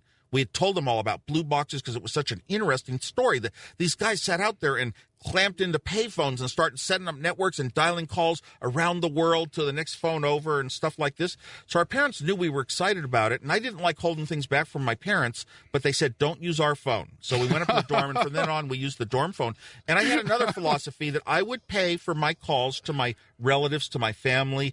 I would pay my phone, the cost of my phone, and I would only use the blue box to explore the world and see what countries I could get to, how I could talk operators into transferring calls around the world, and so on, and pulled neat tricks, for fun. And I heard a rumor that one of those tricks was to actually call the Pope. Yeah, Steve, well, what happened was I designed this great blue box, and we actually met Captain Crunch, and he taught us a bunch of codes. A matter of fact, driving home that night, Steve's car broke down. The generator broke down about midnight or 1 in the morning. We walked to a payphone. We tried to use the blue box to call Captain Crunch for a ride home, and the operator came back on the line. Steve hung up real quick. He was all scared. And he tried the blue box again. And the operator came on the line. He's all scared. Then the cops pulled up. They shone their flashlight in the bushes looking for drugs. And Steve passed the box to me. I got it in a pocket. Right. The cops felt me up. And they said, what's this? And I said, well, you push the buttons. It makes tones. It's an electronic music synthesizer. This was the year the Moog synthesizer had come out, the first electronic music synthesizer. The other cop comes over. He looks at it. What's this? Electronic music synthesizer. What's the orange button for? Steve Jobs said, it's for calibration. So we knew the cops, we were dead, We didn't know how much trouble we would get in. They said, what happened? Our car broke down. Okay, we got in the cop car behind the cops. This cop leaned over, handed me back the blue box, saying, a guy named Moog beat you to it. That's a great story. So, what was the orange button for? The orange button was put out 2,600 cycles per second, a high E note. The second harmonic of the high E string on a guitar will seize a phone line and will hang up a long-distance call, and it would seize the equipment that would be listening for little tones telling it the phone company where to dial for you. So what you do is you'd hit the orange button, it would emit this 2,600 hertz tone. On a long-distance call, you'd click the orange button and go beep, beep, beep, and you'd hear a beep, and then you could punch out your own little tones just like a touch-tone phone, but they were different tones, and it would dial. There were codes for how to reach an overseas sender, and then country codes, and the whole works. Was there actually a code how you can call your operator and you're trying to get hold of your parents or somebody, and the phone is off the hook, and they could pop in on the line? One time, yes. One time, Captain Crunch actually showed us. He was famous for discovering the Captain Crunch whistle made that tone that seizes the phone line. One time, he taught us a code, and I punched it out myself, and then I punched out the FBI in San Francisco's phone number, and I popped up listening to them talking about they were about to go out and arrest this one suspect and what he had done, and it was a pretty sensitive call. Yeah, and in the newspapers around those times, they had the phone company representative saying such a thing is not possible. Right. I'm sorry, I did it. Well, I'm glad the statute of limitations happens to be over for that one.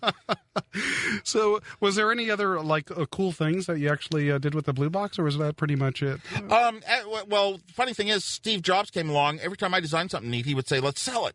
So we actually sold some door to door in the dorms. We had routines for determining if people were cool enough or not safe enough, and we'd do demos and call all these countries. We'd say, everybody be back at 7 tonight in this room that knows somebody in another country. And we'd have a ball. And we sold one each time. And one time we actually, as part of a demo, we said, yeah, we could call the Pope. And I called Italy inward. I got to Rome inward. I got to the Vatican inward, operator, and told us Henry Kissinger with Richard Nixon in Moscow at the summit meeting and like to speak to the Pope. And they said, well, it's only 5:30 here. Call back in an hour. So I called back and I said, this is Henry Kissinger. I used my voice, my accent. Right. And I got to talk to the bishop that was the highest up bishop that would be the translator. And he said, you're not Henry Kissinger. I just spoke to Henry Kissinger. Oh, my God. So they checked me out. Well, that's I heard. Captain Crunch later said that I was calling the Pope to make a confession. To make a confession, yeah, I heard that Captain Crunch actually did this himself, but I think he actually reached the president of the White House. I did not believe Carter. him for years and years and years. It was Nixon. And I didn't believe that he had reached the White House. I think it was Nixon. And he had tapped into a lot, found a couple of numbers that didn't have any explanation that were tappable in the Washington, D.C. area. And he listened to one of these, and he heard people, whenever they asked for Olympus, they got to the president. And so he learned to ask for Olympus. He called one day and said Olympus, and they put him through to Nixon or whoever the president was. And he said, we have a problem in the bathroom. We're out of toilet paper. Oh, my God. Need more Charmin. More Charmin in the bathroom. And I actually believe him now. He's told that story enough times with enough realism that although I doubted it once, I actually believe that's true. Wow.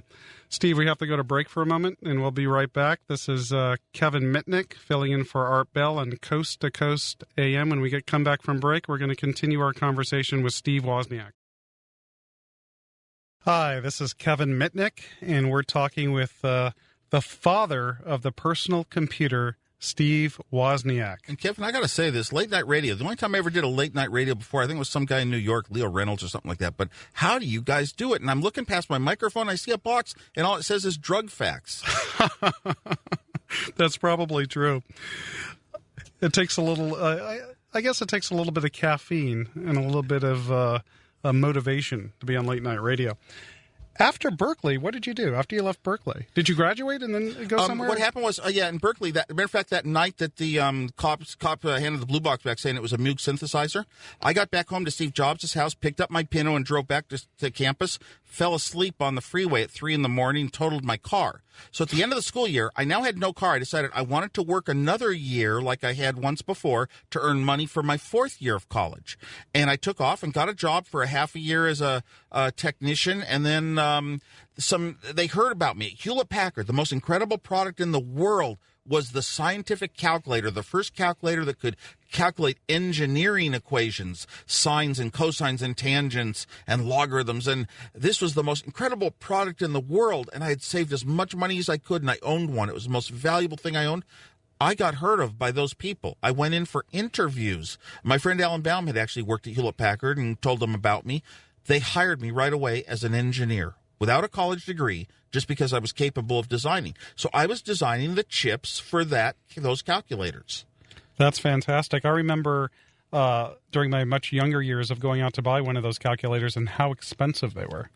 Yep, and we started out with the HP35 calculator, and then we went into others. We kept adding features, but I'll tell you, the first calculators were designed when very few transistors fit on a chip of silicon, and we had to make compromises, and one of them was we used something called reverse Polish notation for calculations, where if you wanted to add 5 and 3, you had to enter the 5 and then the 3 and then say atom. Right, the old calculators. Afterwards. And it was something you have to do in computer science when you're figuring out how to really solve equations the way humans write them.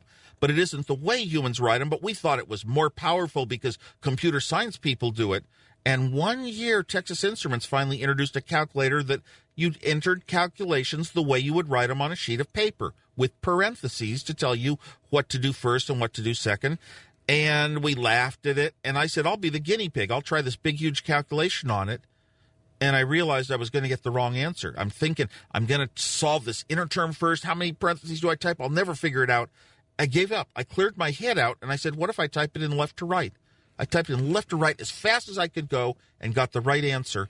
Every other HP engineer standing around me couldn't do it. They took that TI calculator, and they had to try to use their head to solve the problem. And they couldn't understand what left to right means. I told them, just go left to right. But they're trying to use their brain to solve it the way they had with their Hewlett-Packard calculators. And it told me that once you've learned a skill, you don't want to give it up when somebody else comes out with a way that you don't have to use that skill anymore. And all of technology, all of electronics tries to make devices that save us the effort of thinking. So we should be free to give it up. But it's a little bit like, should you learn how to handwrite and solve mathematics now that you have a calculator to do it? Should you still learn it in school? It's a little bit of that. We still want to learn, maybe be educated down to the lower levels. But when somebody learns how to do something a particular way, it's sometimes hard to change that. Yes, because you know what? You're proud of your skill getting you to where it got you in life and solving these kind of problems. And here's a new device that, I don't have to think anymore. Yeah, I think we're a little reluctant to give up the importance of our own skills. Listen, we're going to go to break, and when we come back from break, I want to talk to you a little bit, back into the phone freaking stuff about stuff that I used to do as a kid. When I was a kid, the first thing that I loved to do on the telephone was call these joke lines, and I want to talk to you a little bit about that when we come back from break. This is Kevin Mitnick filling in for Art Bell on Coast to Coast AM.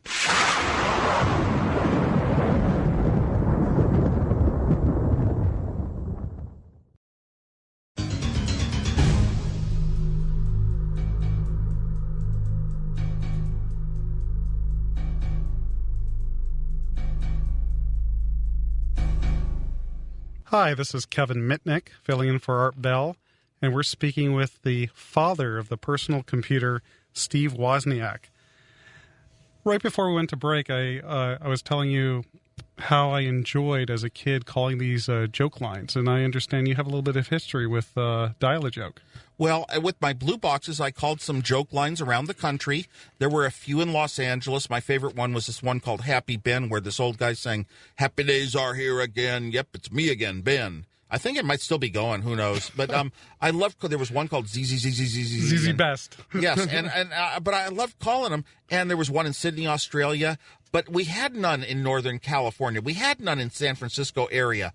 So I decided while working at Hewlett-Packard that I would start a Dial-A-Joke. It was very hard to do back then because you were not allowed to buy or own an answering machine. You were not allowed to buy or own a telephone. That was back in the days of AT&T being a monopoly. You could lease a phone from the phone company, and it was the same black dial, rotary dial phone and that sort of stuff.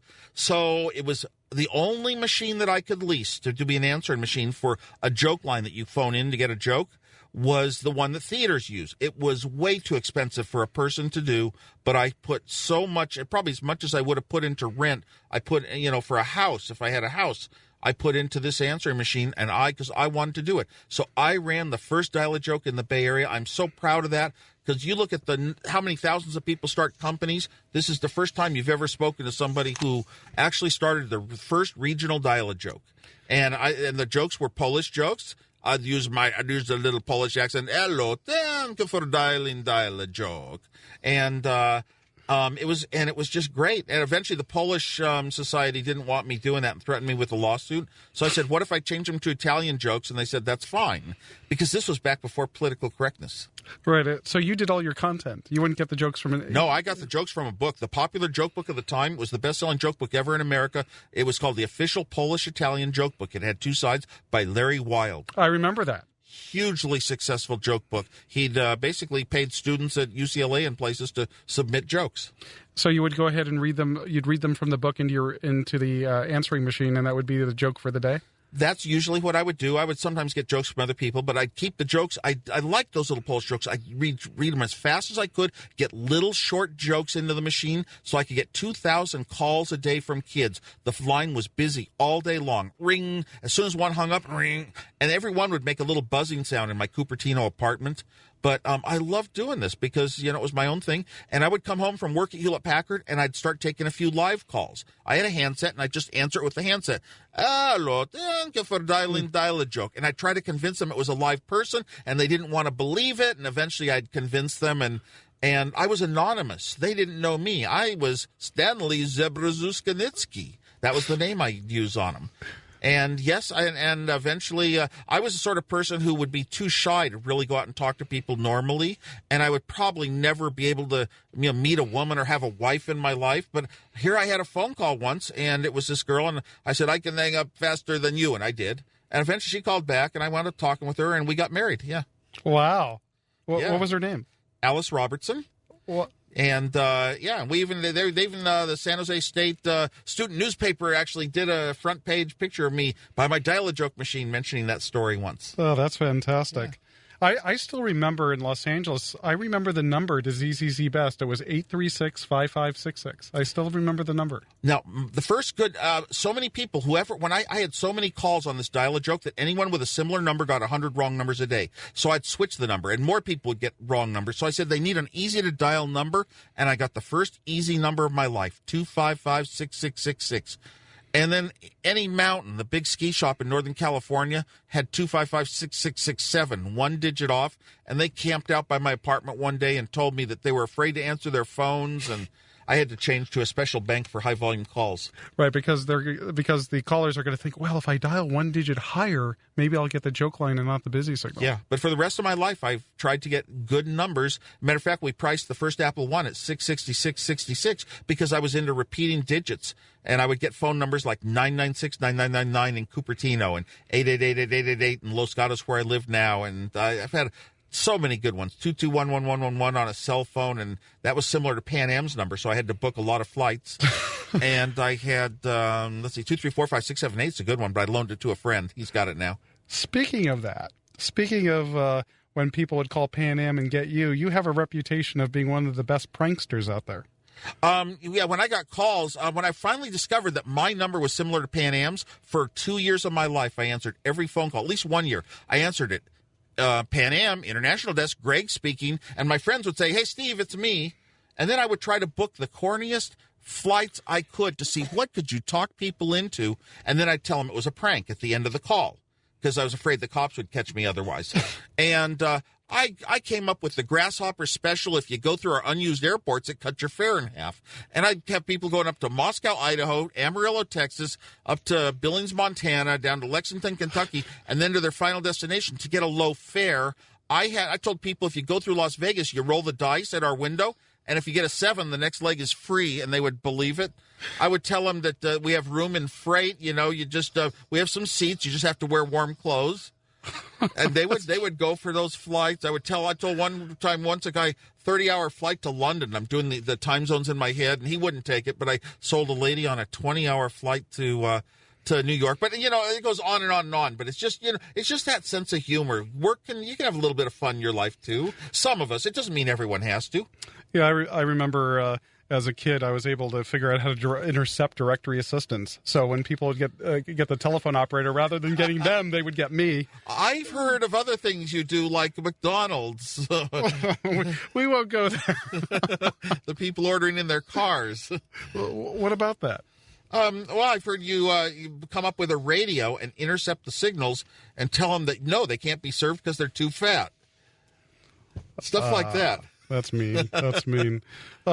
What about the prank with the $2 bills? I just want to hear about that one real quick. $2 bills. One time it was very strange, but my young son, when he was maybe 3 or 4, told me that he had seen some $2 bills on a sheet. And this sounded too crazy. I took him to a movie one day, and he said, this is near the place with the money. And he looked around one aisle, and he found the store, and there it was in their window of a coin store. $2 bills on a sheet. I never knew you could get money on sheets. So I finally found out how to buy my money on sheets, and a friend came up with a great idea. I would pad the sheets into pads, gum them at the top so you could flip through them like a pad of paper, and then the printer perforated them so you could tear them off like green stamps. Everything about this is unusual. First of all, they're new, and I love to hand them to people and say you can still smell the ink, so they start to think that I just printed them. And new money does have that smell. And then they're $2 bills, which are unusual. And then they're on sheets. And then they're in a pad. And then they're perforated. And to boot, if you look at all the serial numbers on one sheet, they start with the same digits and end with the same digits. So at first you think, oh, my God, they're all the same digit. Yeah, you got good eyes. I tell them, you got good eyes.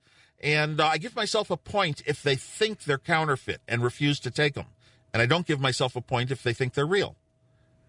So the middle numbers are the ones that are changing here. Right, the middle numbers change. I've had so much fun with those over the years. For well over a decade, I would carry around a sheet of 32 $2 bills in my pocket. I would unfold it in Los Gatos, pull out some scissors I'd carry, and cut out the right number of bills.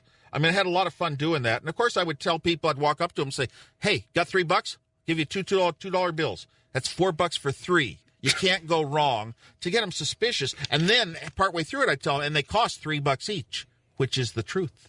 That's why nobody spends money on sheets. The U.S. government prints money on sheets. Back then, they only did 1s and 2s, but they sell them for more. So a $2 bill cost me $3 from the government. So that's why nobody else was using them to spend. Yeah, that definitely makes sense. I did it for the humor.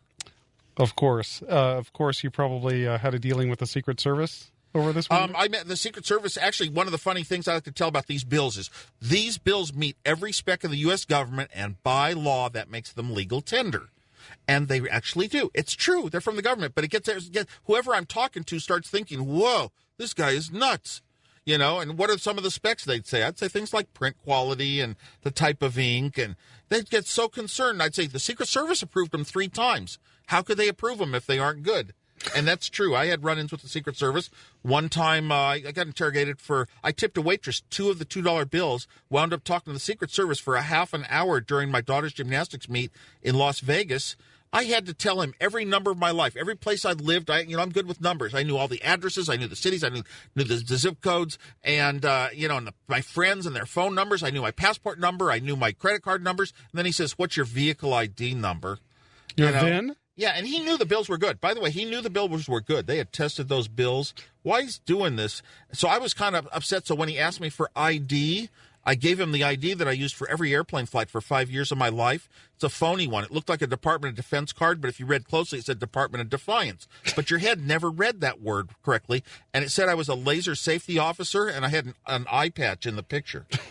And I used that for every airplane flight for 5 years, international, everything. So I gave that to the Secret Service, and he didn't catch that it was a phony. Hence the name Pirates of Silicon Valley. Yeah, you'll read all about this in my autobiography coming out in November, pictures and everything. We're definitely going to cover that probably in the next segment. Tell me how the Homebrew Computer Club was involved in your interest in Apple. While I was working at Hewlett-Packard on the calculators, I had a lot of exciting outside electronics projects like the earliest hotel movie systems before anyone ever heard of such a thing, before it had ever been done. Some of the earliest VCRs. As a matter of fact, the earliest consumer VCRs were not the Sony Betamax. It was an American company, Cartrivision, that built them and put them into Sears televisions. And didn't sell. They went bankrupt right away, but we engineers could buy them like for $60 each. $60 for a color VCR when a black and white one cost a school $1,000. So I got into all these neat things early, and then I saw Pong in a bowling alley. Wow, I could design one of those because I had spent my life teaching myself to design things. So I designed a Pong game that worked with my home TV. And then Atari, Steve Jobs, got a job at Atari. He'd work at Atari for a while. Then he'd work up at Oregon with friends on a farm for a while, and then back at Atari. I'm not sure what kind of farm it was, but at Atari, he brought me in, and they offered me a job, and I said, I will never leave Hewlett-Packard. It's too good a company. I want to be an engineer my whole life. I do not want to move up the management ladder. And it's an engineer's company. It was started by engineers. They believe in engineers. They listen to engineers. Engineers come up with the ideas of what the products will be. And I'm never going to leave Hewlett-Packard, so I wouldn't go to Atari. But they had me do another game called Breakout with Steve Jobs, and we had to do it in 4 days and nights because Steve needed the money fast. I don't know how you do that. Back then, these games were not programs. They were hardware. You have to connect wires to the right pins on a chip to get a dot on the screen in the right place at the right time. This was so unbelievably impossible, but I was like the top designer, and I did it. 4 days and nights, we delivered a working machine, didn't sleep. We both got mononucleosis, and my head went into one of those states of mind when you're half awake and half asleep, and I came up with some of the best ideas that worked into Apple computers, including the method to do color. Nobody ever thought color would come to small computers, and I came up with this really incredible idea. What was it? It was basically the way color television works is you have signals that are like waves. You've seen pictures of waves, and they go up and down. If they go up and down at exactly the right rate, 3.58 megahertz per million times a second, exactly the right rate, it shows up as red on your TV set. And if it's a little bit later in time, but at the same rate, it'll show up as blue. And if it's a little later than that in time, it might show up as purple. Well, I figured out that what if I put in some ones and zeros, these are like numbers, into a little register device that can spin them around in a circle. So it'll go 0, 1, 1, 0, 0, 1, 1, 0, 0, 1, 1, 0 forever. It's a signal that goes up and to ones and goes down to zeros and goes up to ones and goes down to zeros. And if I did it at exactly the right rate, it's very similar to the signals used for color in color TVs in America. And then, and I didn't know if that would work, but I could put 16 different patterns in that would all equate to maybe a different color. And when it worked, that was one of those big eureka moments for Steve Jobs and I. just shaking. Oh, my God, it worked. We knew we were onto something big the day that worked. And I bet he thought he could sell this stuff. Because, well, actually, the three, he just said, sell the blue boxes. Then also, while I was at Hewlett-Packard, I designed a video terminal because I saw Captain Crunch, of all people, talking to a computer in Boston, playing chess on a thing called the ARPANET. The ARPANET became the DARPANET, became the Internet. This was the earliest days, and I thought, far away. Ham radio got me far away. Blue boxes got me far away. This ARPANET gets me far away. And I had to build one of those. So I had built a terminal, and Steve said, let's sell it. And we did. That's fantastic. Hey, when we come back from break, I want to talk to you about, I'm afraid to fly, but that's probably irrational. But you should be afraid to fly because you were in a pretty serious aircraft accident, but I guess it was a personal plane, not commercial aircraft. So I want to talk to you about that when we come back from break. I'm Kevin Mitnick, filling in for Art Bell on Coast to Coast AM. This is Kevin Mitnick, filling in for Art Bell, and we're in studio with the man who changed the world for everyone. And he invented the Apple computer and co-founded Apple Computer. We have in studio Steve Wozniak. Right before we went to break, I brought up about my little fear of flying, but I recall reading in the press that you were once in an accident, and I heard that you were almost killed. Yeah, I was the pilot, and we crashed on takeoff. So I'm told. Now, I have no memories from when I reached for the throttle. My memory cuts out right to the point of reaching for the throttle. Did I push it or didn't I? I didn't come out of a forward type of amnesia for 5 weeks, the sort of amnesia that was in the movie Memento. And so, did it happen or didn't? Was I in a hospital like they show me pictures, or wasn't I? If you have no memories of all this, people were talking about a plane crash. I thought it was just a part of a dream. I can walk the other way. It was pretty amazing the night that I came out of the amnesia. I talked myself out of it. I couldn't remember if I took off, but I knew that I would have remembered if I had landed at Santa Catalina, and I hadn't. So I jumped out of bed. All of a sudden, my head started working again. And I was now forming memories, and I found all these cards by the bed people had sent me, and it's pretty amazing when they've been there for 5 weeks. I've been without my dogs for 5 weeks without realizing it. I've been out of work for 5 weeks without realizing it. I've got one tooth missing and didn't realize it. My God, that must be a scary experience going through that. No, actually, since I never really went through a crash, I was excited to learn that the brain can have this very strange state where you're kind of going about functioning. Nobody knows you have this amnesia problem. My parents didn't know it. A psychologist they'd had me seeing didn't know it. I went down to him, and I was so excited to tell him what I discovered, that I wasn't forming the memories, and now I am. He thought that I was manic and said, "You're manic depressive." I said, "No, I'm really stable in life. I don't have these big highs and lows swings." And he said, "Oh, that's because it doesn't start till you're 30. What a quack. A quack. Well, that happened after Apple. So right? I didn't have any crash. So getting in a plane and flying again was nothing for me. It wasn't like you have to overcome some anxiety. I had no anxieties. I hadn't been in a crash as far as I knew. Did you fly? Did you actually pilot a plane? Yeah, I did. Sure. Wow. So tell us about the most important aspect of your business life, Apple Computer. Right. Okay, the Homebrew Computer Club is the first computer club in the country. It had started up, and we just loved it. We were part of our organization was we didn't want to have a real strong structure. We didn't want to operate by Robert's Rules of Order. We just wanted to share information about technology. We wanted to share parts, help other people that needed help, ask for help when we needed it, and we'd meet. And during that time frame, and I discovered microprocessors.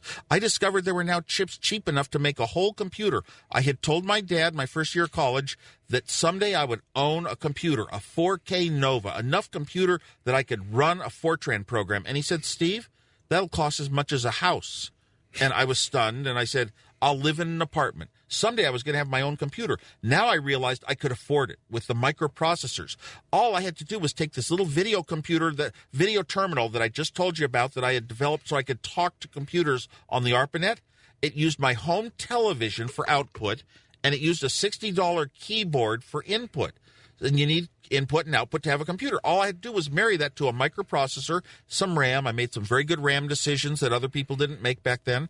And here I had a very small, all the chips could fit on one board, and it was a full computer. I could, the big key was I didn't want those ugly faceplates, the big front panels with tons of switches and buttons, and you don't know what they mean, and they're all geeky, and they're flashing, and they look like an airplane cockpit. I didn't want that, And because I had built that computer 5 years before, the cream soda computer when I met Steve Jobs. I had already been at that stage, and I want a full computer that I can actually run a program on. And that means you've got to type on a keyboard. And I don't like drilling a bunch of holes in a piece of metal and mounting all these switches and running cables of wires down and connecting them to chips and putting those chips into the rest of the circuit. That costs parts, and I don't like to. I like things to be minimalized. So what I did was I said, our Hewlett-Packard calculators have a little processor inside. It's on 2 chips, and it starts up asking one question: is a button being pressed? And if you press the 5 button on the calculator, the program runs and sticks a 5 in the display. And if you press 6, the program runs for a 6. And then it comes back and says, is another button being pressed on the calculator? And if you press add, it adds them and puts the result in the display. Well, I said, why don't I write a little program, and it just looks at a keyboard, and what you type on the keyboard lets you do what the old front panel did, which is stuff data into memory, examine what's in memory, and run a program at a certain place in memory. And those 3 things. And so the Apple I, the computer I designed, Steve Jobs later said, let's start a company to sell PC boards for $40 each. We'll build them for $20, sell them for $40 each, and the people will plug their own chips in, and it'll work, and it'll save them all the time. And I didn't think we'd sell 50 of them, which was how many we'd have to sell to get our $1,000 back that we'd have to invest. So Steve said, well, but we'll have a company for once in our life. And we started the company, and this became the Apple I computer, a computer that came with a keyboard like a typewriter, and you had to run a wire to a TV set. TV sets did not have video in back then. In 1975, I opened up my own TV set and hooked the wire to the right place, but most people would have to transmit it on channel 33 or something like that, called a modulator. And every computer before the Apple I, every computer came with a front panel that looked like an airplane cockpit. Every computer after the Apple I came with a keyboard, a human keyboard that you type on. That was a much huger changing point in time than even the Apple II that really revolutionized the world, really changed the world. Now, what was your intention when you were inventing the Apple? Was it because you wanted a computer to do your own thing with? Or? I wanted it for 2 purposes mainly.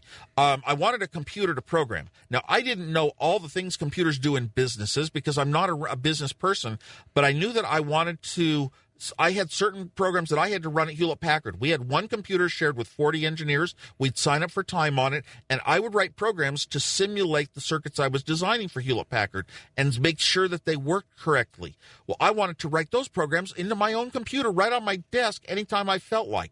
So I wanted just an advantage over the company's computer. The other thing I needed it for was I wanted to play games. I wanted to type in games that would play. There were a few computer games like Star Trek going around in those days on time-sharing systems, and God, it was such an amazing world. I mean, as simple as they would seem today, little dumb text-only games that just type words to you, those were the most incredible games of their time ever. Yeah, I remember Star Trek, Zork, Adventure. Yeah, and all those games. Yes, and the funny thing is, to do those, you need to have a computer programming language.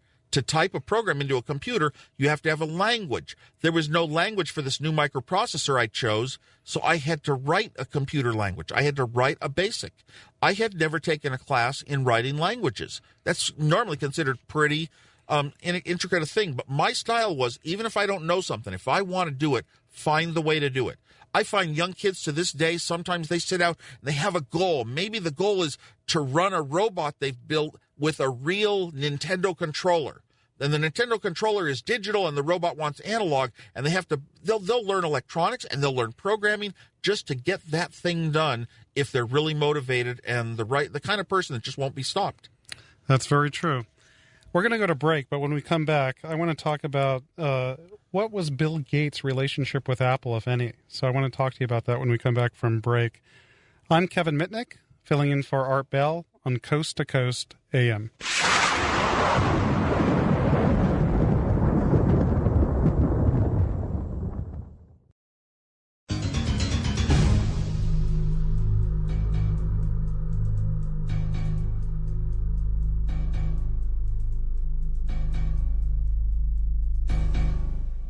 This is Kevin Mitnick, and we're in studio with Steve Wozniak, the inventor and co-founder of Apple Computer.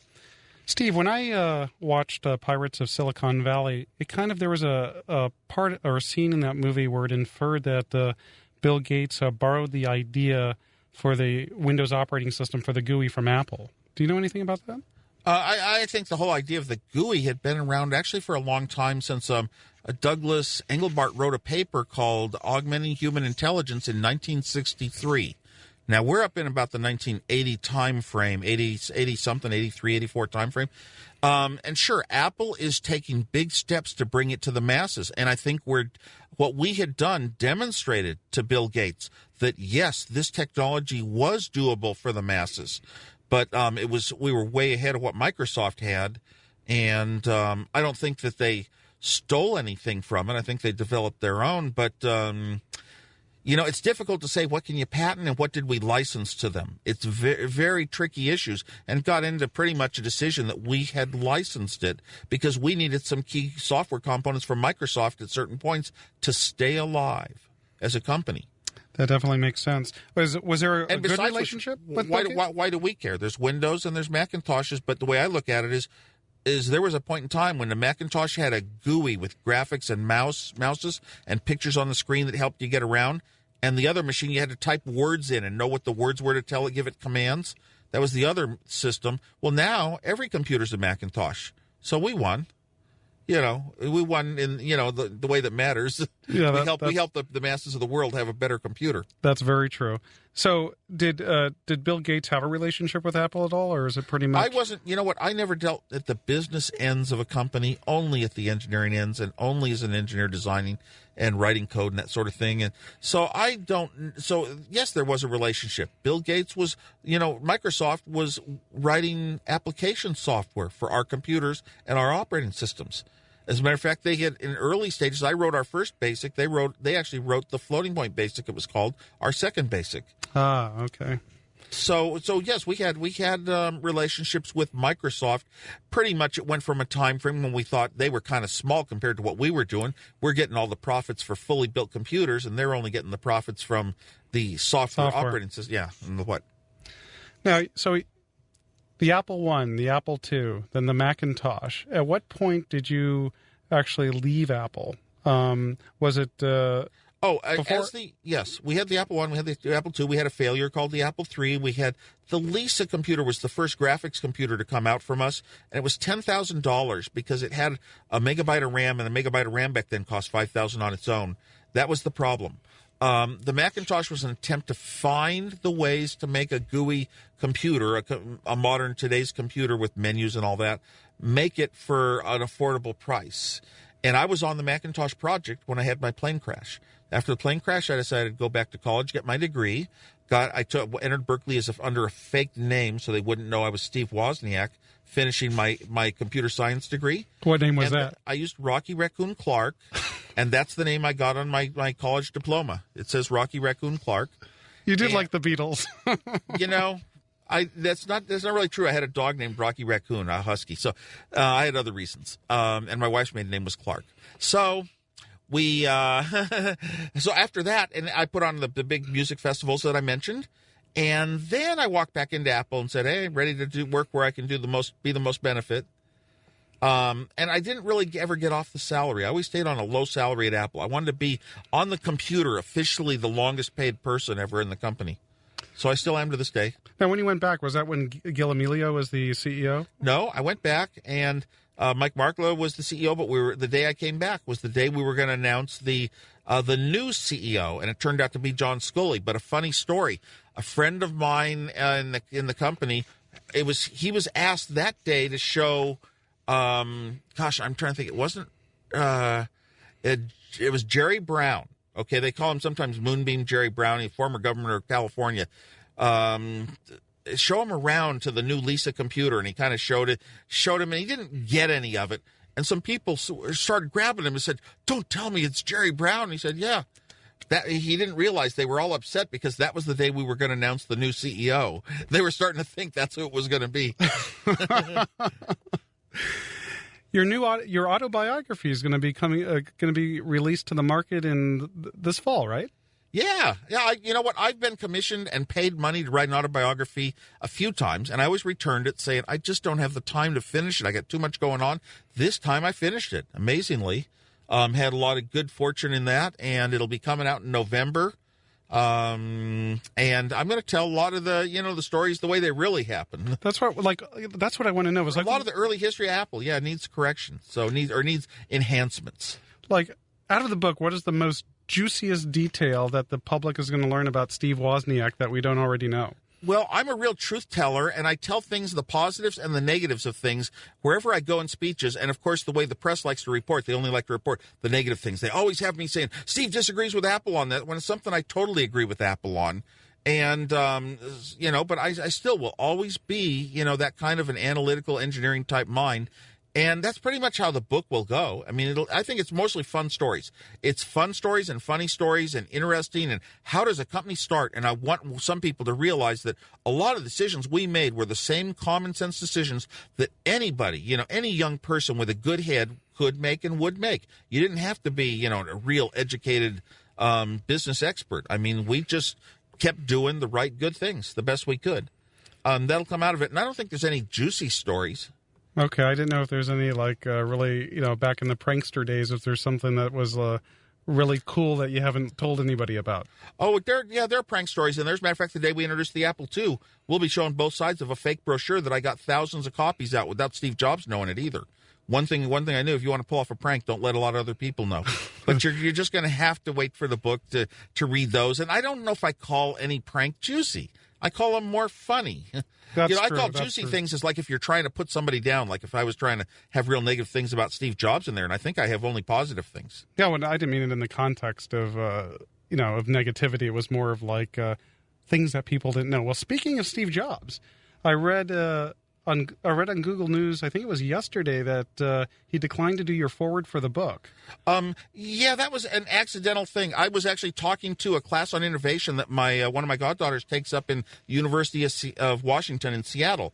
And I didn't realize there was a Seattle Times reporter in the classroom. And I told them that he declined it. And, basically he said at first that, he'd never written a book forward. And I said, just write about what we were like back then. I just want him to write about how I was as coming up with solutions to everything. I was hoping for that. And he says, oh, that'd be easy and fun. And then when it came time to do the forward, we sent him the copies of the book manuscript. And he sent back a real terse, short, polite letter that he'd read it and declined to write the forward. And you know what? A person that's busy can have any number of reasons. I have to decline so many things that everybody think are so simple to do, but when your whole life is busy, there's some things you can't get to. So there's any reason for not writing it is valid. And I was a little sad, I think, because he was the best person who knew me the best in the ways that mattered. But you know what? Whoever writes the forward, it's going to be somebody that comes from that same time frame back through the early start of Apple and even pre-Apple. And, what was I like as a kind of engineer? Where did these designs really come from? Where did the concepts of the important changes come from? And what was Steve Wozniak like as just a person, even as a jokester? Yeah, that'll be interesting. Have you decided who you're going to ask next? Yes, I have. A couple. It might be more than one forward.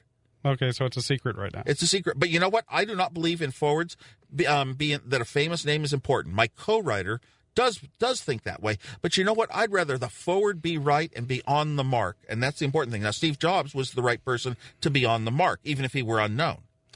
Yeah, because what I also read, and I don't know if you told me or I read it somewhere on the internet, that one of the reasons he did not want to do the forward was he didn't like some of the excerpts in the book or something. No. He got the excerpts and declined to write it. He didn't say he didn't like them. I heard from another source, actually at Microsoft, that Steve Jobs had read it and felt that it sort of portrayed me as doing a lot of things with only caring about ethics and building, and technology and joking, and not really as a business person. It sort of portrayed him as maybe negative. I don't think he's portrayed in the book in negative in that sense, but like somehow I'm some kind of bright positive side and he's negative, and it's probably just the way the book was written. It was really only about me mainly. Yeah, well, some people in the world view the cup as half full or half empty, so that might be the case there. I think he just interpreted it wrongly, and I don't really even think that way about anyone. And I haven't contacted him directly, and I should. And just let him know that maybe he'll change his mind. I mean, he could change anything he wanted in the book, is my opinion. Because I never saw him. The things that he's known for that are considered really bad, saying nasty things to people, really hurting them, bringing them to tears. I never once saw that stuff because I was not really around him at Apple. Ah, that's right.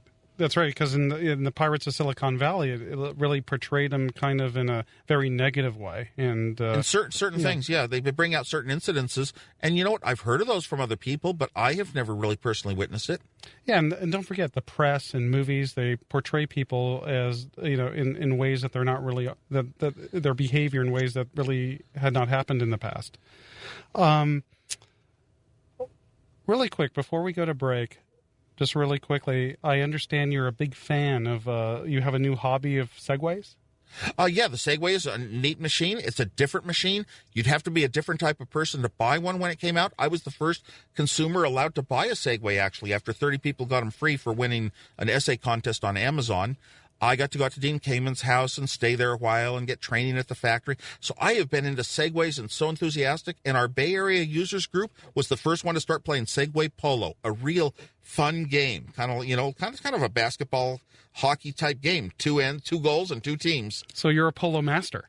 Yes, and I was number 64, a binary number on the USA team when we played New Zealand, and we brought the cup home. Congratulations. When we come back from break, we're going to take some phone calls from all of you, and we encourage you to call and ask myself or Steve Wozniak any question that your heart's desire. I'm Kevin Mitnick, filling in for Art Bell on Coast to Coast AM. This is Kevin Mitnick in studio with Steve Wozniak, the father of the personal computer. And before we take calls from all of you, I want to know a little bit about Steve's opinion about the new MacBook that Apple just announced last week. Well, the one that was announced last week was the 17-inch version of the MacBook with Intel processor chips. They already have been selling the 15-inch version of that computer and an iMac and a Mac Mini. And my impression is I think it's just the absolute right decision.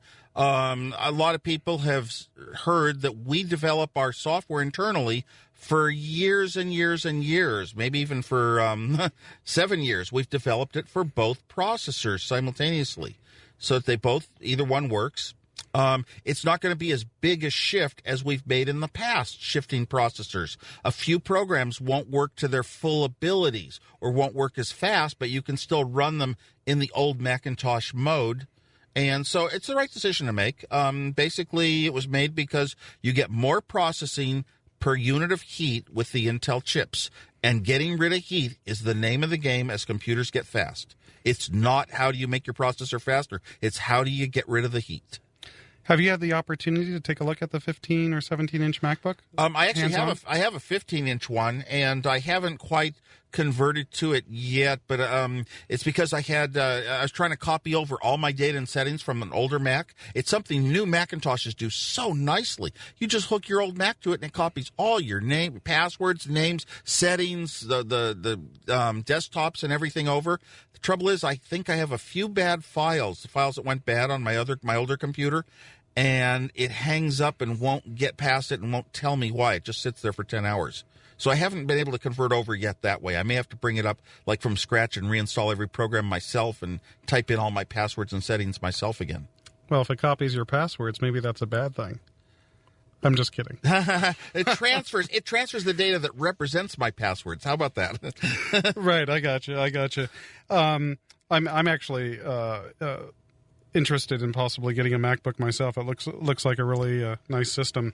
What do you think of the boot camp, where you could boot into Windows, you could boot into Mac? Or what's your opinion about that? I was not, when I heard about that, there was big excitement in the Macintosh community, and I was not the least bit excited. I guess it would give me a better PC, and every once in a while I have to program a microprocessor for some reason and use PC software. And I use a program that runs on a Macintosh called Virtual PC that pretends to be a PC, and it works fine. Now I would have a faster one. I would boot up in PC mode, run my PC stuff. But I have another problem. Like you said, you can boot it up as a Macintosh or as a Windows machine, your choice. But you have to shut it down and reboot it up as the other to switch over. And I like the ability, like with our virtual PC program that we've had available for the Macintosh in the past, you are running both machines at once. And you can copy data from the Macintosh and paste it into the PC. You can drag a program from the Macintosh into the PC, and it pops right into it. And I think that's too valuable for me. There are some third-party programs that do more of that, where you can at least have them both running simultaneously. I don't know if you can copy data that easily. What about the speed of Virtual PC? I mean, is it reasonably fast? Virtual PC is very slow. It's a program that basically programs the elements of the Intel chips.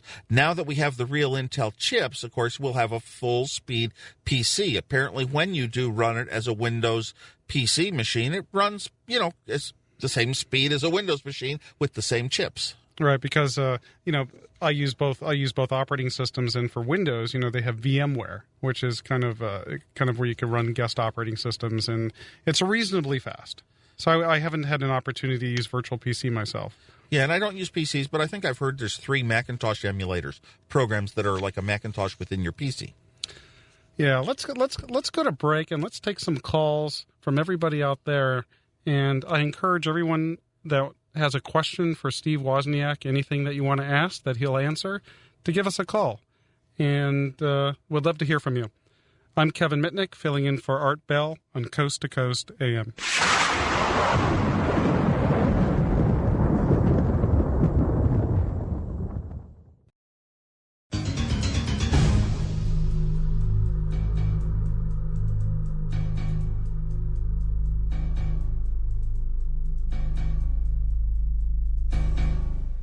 This is Kevin Mitnick, filling in for Art Bell.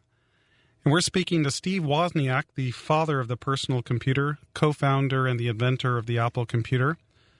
And we're ready to take your calls to answer any questions that you may have about Apple computer and any questions that you may pose for Steve. And we're going to take a wild card line. Let's go to wild card line 1. And Tim, are you there? Hi, I'm here. Hi. Great. What's your question? Yeah.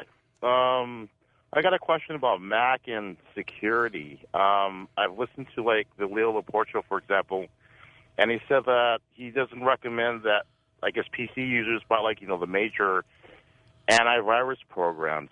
But what programs are there for, for Macs, like spyware and things of that effect? I'm sorry, this is Steve. I'm not familiar with what programs are available. Most of us never use them.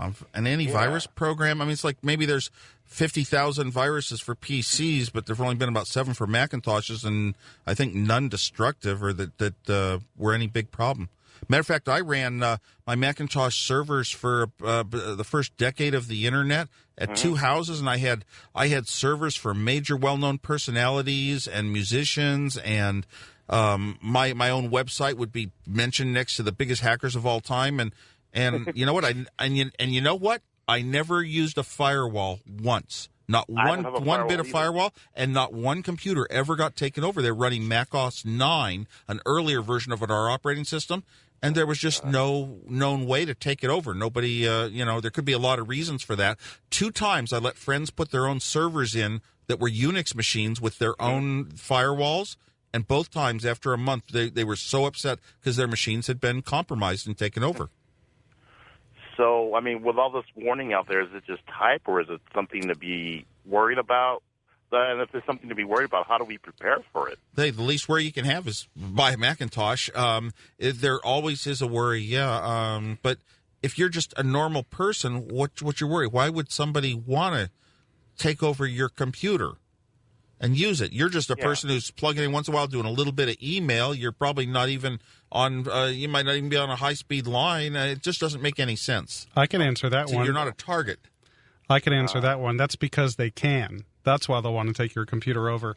But with the recent news about the worm and viruses that are, or the newest one that's floating around for Mac OS, what do you think about that, Steve? I'm actually not familiar with it. What I had read from Macintosh people that finally analyzed it was it couldn't really operate under normal conditions that anyone would have their Macintosh in. It was and it was mild what it did. Now maybe I didn't hear about a newer later worm, but this was one that went around in the last month. Yeah, I think there was something on the wire today where there was a new worm that exploited some new vulnerability. I didn't read today's article. I saw it and passed it by. I was in a hurry. Okay. Yeah, I would Google around and look for maybe some AV software that works on Mac OS. I don't know. I assume you're using Panther or Tiger. And Tiger. I'd just Google around and look for software companies that are developing third-party products that for anti-spyware. Virex for viruses, but right, and of course enable your firewall rules to block any services that you don't need to expose to the internet might be a good idea as well. Yeah, because another problem is if I were to send files or whatever to like friends or relatives who do have PCs, even though I won't get infected, I might infect them. Yeah, if you get hit, that's true. If you get attacked and you have code running on the machine, it could or a malicious program, it could possibly infect somebody else. And you don't want your friends blaming you. Exactly. Well, thank you, Tim. Thank you very much for your call. And I want to go over to let's go to Rob on the wild card line. Hi, Rob. Hi, Kevin. Such a pleasure to speak with you, and you're doing such a great job. I hope they have you back again. Thank you. I really wanted to speak to Steve. He's been a hero of mine for about 25 years. I was one of the guys in Toronto. I had probably the most powerful Apple II running in the country. It was I slapped in 128K upper RAM with a Z80 card in it. I had 4 floppies, a 16 megabyte hard drive in those days, unheard of, and an 8-inch floppy. It cost $450 for the controller for that floppy. I could make that make that Apple II sing and dance. My question is, I remember the Lisa when it came out. It looked like a promising machine. It didn't go anywhere. And even the Apple III with the Apple III sauce didn't go anywhere. I was wondering if Steve had any thoughts about that. And one last question, what does Steve think about quantum computing, and when are we going to get it? And I'll listen off the air. Thank you so much, gentlemen. It's been a pleasure. Thank you. Well, the one I remember the Lisa was a beautiful machine. It really introduced us to the GUI world, the menus, the mouse. We had all our applications written and working together for it, but it was high priced, $10,000. We just were in the place where you could sell a computer for $2,000 and not $10,000. And the Lisa was more aimed at individual users, and we had to drop it real quickly. But the Macintosh came along, and it was lower cost. Quantum computing, I don't know that quantum computing is the next step that will really be, hit the masses. And I don't know when we'll have it either. I mean, I'm not a quantum computing researcher. Okay, I remember when you're talking about the Apple Lisa, $10,000. I remember when a 1200 baud modem cost $1,000. The Apple Lisa was $10,000. Yeah, this was around the same time. Around the same time, not many people had those modems for just individuals. Yeah, I mean that and today's prices, it's amazing how technology has come down in price. Let's go west of the Rockies. Terry, how you doing? Oh, I'm doing fine. Good evening, Kevin. Good evening, Steve. It's an absolute pleasure to speak to the both of you. And I'll agree with the last caller. You're doing a fine job, Kevin. Thank you. Steve, I'd like to take you back to 1977, October, when I was in line to buy an Apple II, and they couldn't get me one, and they finally got me the first Apple II Plus to hit L.A. County, because it had floating point in it. Knew nothing about machines other than I wanted to have one. The idea of owning a computer was just too cool for words, and I've made a career of computer. I've just retired as a software designer this many years later. Is this 77, 78, 79? October of 1977. Yeah. And say at the time with an old Anidex printer, no disk drive, of course, the old cassette deck. I think I laid out like $3,500 for the whole package. Then I bought a little TV as a monitor. You know, so many people I hear from just feel like you. They remember every piece that they had back then. It was so incredible. You know, the first time you were ever getting close to touching, what a computer could do for you as a person. Oh, absolutely. And when the floppy disk finally became available for it, I mean, I literally put myself in business. My hobby became my business, and I never looked back that many years later. But I wanted to thank you for literally changing my world, if nobody else's. I think it would have all happened. I was just glad to have brought a spirit of, that computers can be fun, they can be entertaining, they can fit into your place. But more than anything else, the open aspect of, what I had learned by reading other computer manuals and reading other people's codes and spotting little tricks and learning that way about how they worked. I wanted the Apple II to be a training device. We published every schematic and every piece of listing and programs, and we sent out even extra programs that I'd written to anyone who requested the Wozniak. And basically, it was some machine you could get, but you could easily find a way to do whatever you wanted to with it, to add your own stuff, to write your own programs. And it was a great way to learn what computing was about. Thank you very much for your call, Terry. Hey, let's go to the wild card line. Daniel, welcome to the show. Hi, Steve. I played piano for Los Gatos High School about 7 or 8 years ago during Candide, where you sang and acted on stage. And I remember backstage when the high school cast members were back there, you'd play Tetris with all of us. And then after closing night, you had everybody over to your cast party where you had a bunch of classic arcade games, and you gave out Game Boys as party favors. And I also remember you telling us that you'd visited Brown University when students there had set up a giant game of Tetris on the side of a building. So I was hoping you could talk a little bit about your interest in video games, like what you're interested in now, whether you play any of the new games or if you just stick to Tetris. I can talk a little bit about that. I'm not a major game player anymore. I was into, of course, video games from the very start. I got it when they were arcade games. They were hardware, not software, and that was Atari, and I saw Pong and built it myself. And then with the Apple II, I sat down one day and I said, you know what? I know that a microprocessor can do a video game because Atari was going to put microprocessors in back when I was working in those late nights when I was very sleepy and drowsy. And I said, I wonder if I could write a program on the microprocessor. And then I said, I wonder if I could write a program that would be fast enough using my own BASIC. I put some color commands into the BASIC. I wrote the game of Breakout. I put in a bunch of bricks. I learned how to position the rows where I wanted them. I made them the colors I wanted. I made the score the way I wanted it, come up when it should. I made the brick and the paddle speeds and the ball speeds and everything work out right. And I put the hardware into the machine. I put in sounds. I put in paddles. And I wrote this program in half an hour, and it would have taken me at least 80 years doing it in hardware. So I called Steve Jobs over to my apartment, and I sat there on the floor, and my hand was shaking. I couldn't even stop it from shaking.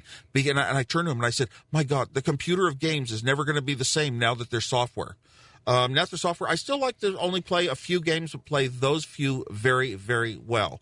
And, Game Boy Tetris, yeah, I mean, I was acknowledged by Nintendo Magazine as always the top of the list, so I can call myself the world champion. But, hey, some of the band members were better than me, they got better reflexes. I love good games. I love games. I think it's a good part of any young person's life if they enjoy them. Some people like games more than others. Some of us are natural game players. Some aren't. It's just how we are. Tetris, essentially. These Pardon? days. Oh, do you play anything besides Tetris, or is that? Oh yeah, no. I play a few card games. I love magic tricks nowadays. I play Snood. I play, I got into this thing called cross sums. You know what crossword puzzles are? Dell publishes crossword puzzle magazines. They also publish puzzle and mathematical game magazines, and they include these things called cross sums, which looks like a crossword puzzle, but it's all numbers. And I love those. I do them on every airplane flight, and I've been doing them for years. So when Sudoku came out, I was a natural for it. I love Sudoku. I play it every day. Thank you very much for your call, Daniel. Let's go to the first-time caller line. Let's go to Rob. I don't know where Rob's calling from. Hi, Rob. Welcome to the show. Hi. Thank you very much. It's an honor to speak with both of you, and I'm in Provo, Utah. My question is about the Newton and the iPod. One of the things that I thought, especially nowadays with what I read on the Internet about how the iPod might be going to a touch screen and a full screen front in some point in the near future, and there's all these rumors about that. I was always just wondering why did everything at Apple or with Steve Jobs or whatever stop with the Newton? I mean, they started the whole PDA craze, made an awesome PDA with the Newton, and then is just afraid to touch it at this point when they're so close with what a PDA could be with the iPod. Right. The Newton was sort of a miss for Apple. It was the first PDA. And on the Newton, you know what? I got to work the way my brain works. It really had the sort of thinking that went into the early Macintosh computers, some thinking that we forget now. Now we provide programs, and if you follow step, you know how to get things done. And that's how PDAs are done today. The Newton, I would think, what do I want to do? I want to set up a dentist appointment for my daughter. I would handwrite, Sarah, dentist, Tuesday, 2 p.m., and I would click one button, and it would put the whole entry into my calendar for me. I mean, it was just so beautiful. No PDA can do that today. Or I would type, if I wanted to make a phone call and record some notes on my Newton, I would handwrite, call Jim, click, and it would go beep, beep, beep, beep, beep, and call him and be ready to take the notes. So I miss that sort of thing. It's too bad. We sold off the Newton just when it was turning profitable too, but it just never really made money for Apple. It was too low a seller, and we didn't hit the formula that Palm hit. I don't know if we could go back in and do a real successful PDA. I think Apple has ways to find that. Apple's successes lately, like the iPod, recognized a music device as a satellite to your computer. The computer stores your music, and the iPod is a portable satellite of it. Same thing with some other products. Thank you for your call, Rob. We have to go to break. We'll be right back with Steve Wozniak. I'm Kevin Mitnick, filling in for Art Bell on Coast to Coast AM. This is Kevin Mitnick, and I'm talking to Steve Wozniak, the man who changed the world, the co-founder and inventor of the Apple computer. And we're taking your calls now, and we want to go over to east of the Rockies. And Michael, how are you? Good, fellas. How are you doing tonight? We're doing great. What's your question for Steve? Yes, Steve, when you were explaining when you were designing these computers when you were still in high school on paper, and you kept going at it, and I believe that this is critical in the outcome of your life and the change in the world, is how did you know that they would work without building one and making a prototype?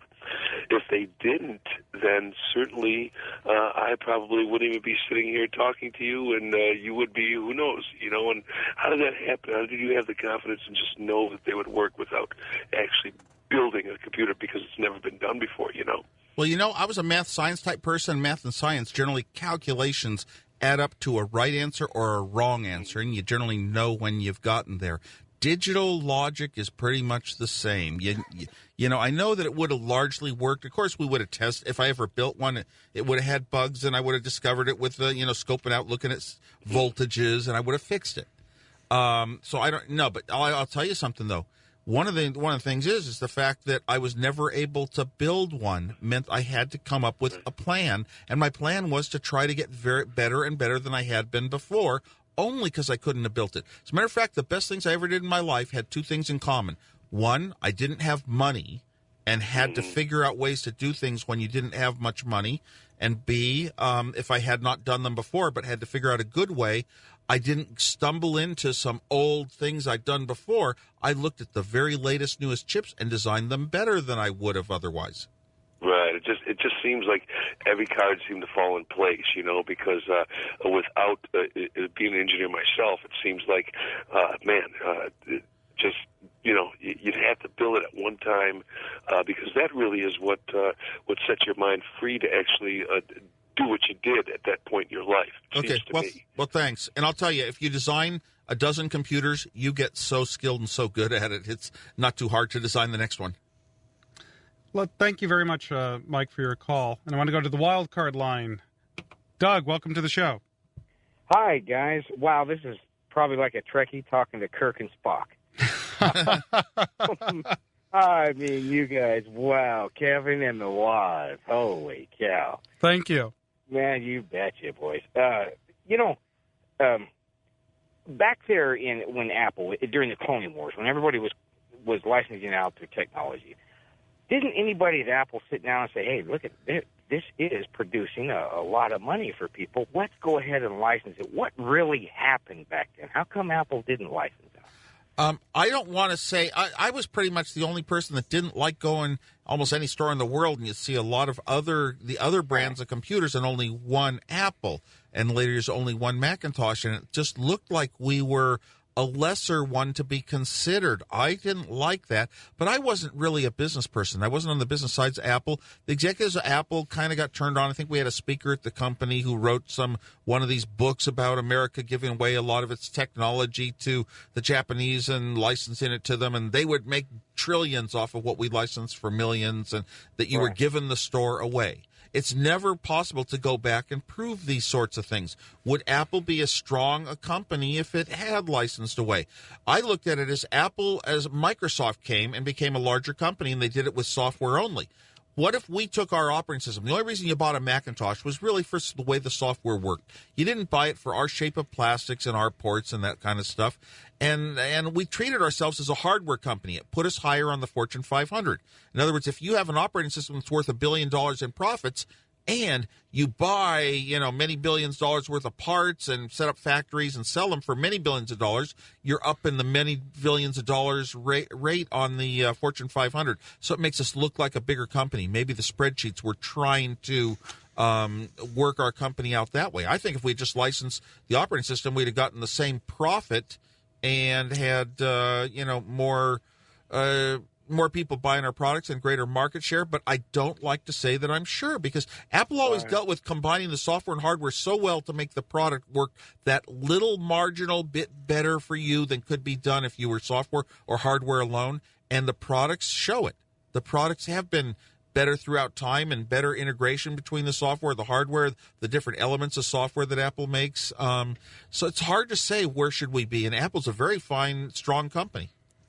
Wow. Now, I'll tell you, thank you, because that is really great to just hear everything you said right out of your mouth. Wow. Okay, guys. Hey. Thank you, Doug. Thank you, Doug. I'm sorry I hit the button too quickly, but thank you, Doug, very much for your call. Let's go to the first-time caller line, and James, welcome to Coast AM. Hi, I'm James calling from Citrus County, Florida. My question, one of my all-time favorite movies is Real Genius. Are you familiar with it? Oh, yes, I've seen it. All right. Steve? Well, I'm not sure. With Val Kilmer? No, I don't think I've seen it. Oh. Well, it's kind of, they're these college kids, and they're kind of goofing around and with all this technology, and they're really smart, and everything you were talking about with with all the pranks you used to pull on people and having all sorts of fun with it, and all these new things that no one else had done before, more or less. My question is the kind of computer technology world still like that, where the things they're doing are dynamic and new, and the average PC, or not PC, but average computer user isn't aware of it just because they have what they want on their desk, or has that kind of dynamic looking into new things spirit in the computer world kind of died off a little bit? I look at the spirit more as it was easier back when for one person to sit in their house and develop a bunch of stuff that had great value. Now the trouble is the computer marketplace is so huge and so huge a market that every new product, is worth putting tons of money in from the biggest companies. Also, we've sort of settled down to where you can't come out and just make a new operating system and go anywhere. So you've got to be kind of attached to what already exists. The companies that already exist are in position to kind of control what new things that add on to their stuff can be done. There isn't as much room for the small individual designer in electronics. Also, the manufacturing techniques. You really can't do that in your home very easily. Nowadays, we're down to small surface mount parts, and you need microscopes almost to work on it, and it's, it's just, not the same. There are some things that you can kind of do in your own home, your own laboratory, and go test out quickly and do with larger chips, but it's limited. You can't really hit the main thing, computers. But you know what? Where's the next breakthrough going to come from? We can't predict it. If we knew it, everybody would know it already. Yeah. So when something happens like even, Apple Computer and kind of shocks the world and people really want this new thing, it could come from some small individual. Mm-hmm. Usually it does, a younger person. Thank you. Go ahead, James. Time for one more quick thing? Go ahead, James. Is for instance, the transfer between vacuum tubes and computer chips, is there anything kind of even in the horizon where there's going to be kind of another jump like that, or are we going to keep refining the same technology? If I could predict the jump, there are a million smarter financial investors than me that would be predicting it and making a fortune off of it. And you just never know these things before they come. There are a lot of new technologies that are kind of springing out of the nanotechnology area, but I don't know which ones are going to click and change the way computers work and are built. Are we going to ever have a computer that approaches the human mind? Thank you very much for your call, James. We gotta run to break, and we'll be right back. Please call in if you have any questions for Steve Wozniak or myself. I'm Kevin Mitnick, filling in for Art Bell on Coast to Coast AM.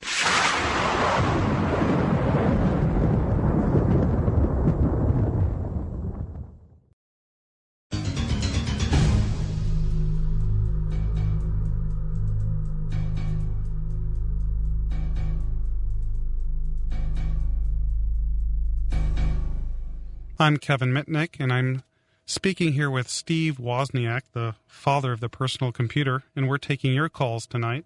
So please call in and ask us any question of your heart's desire. And I want to go to our first-time caller line. Matt, welcome to the show. Hi. Hi. Oh, wow.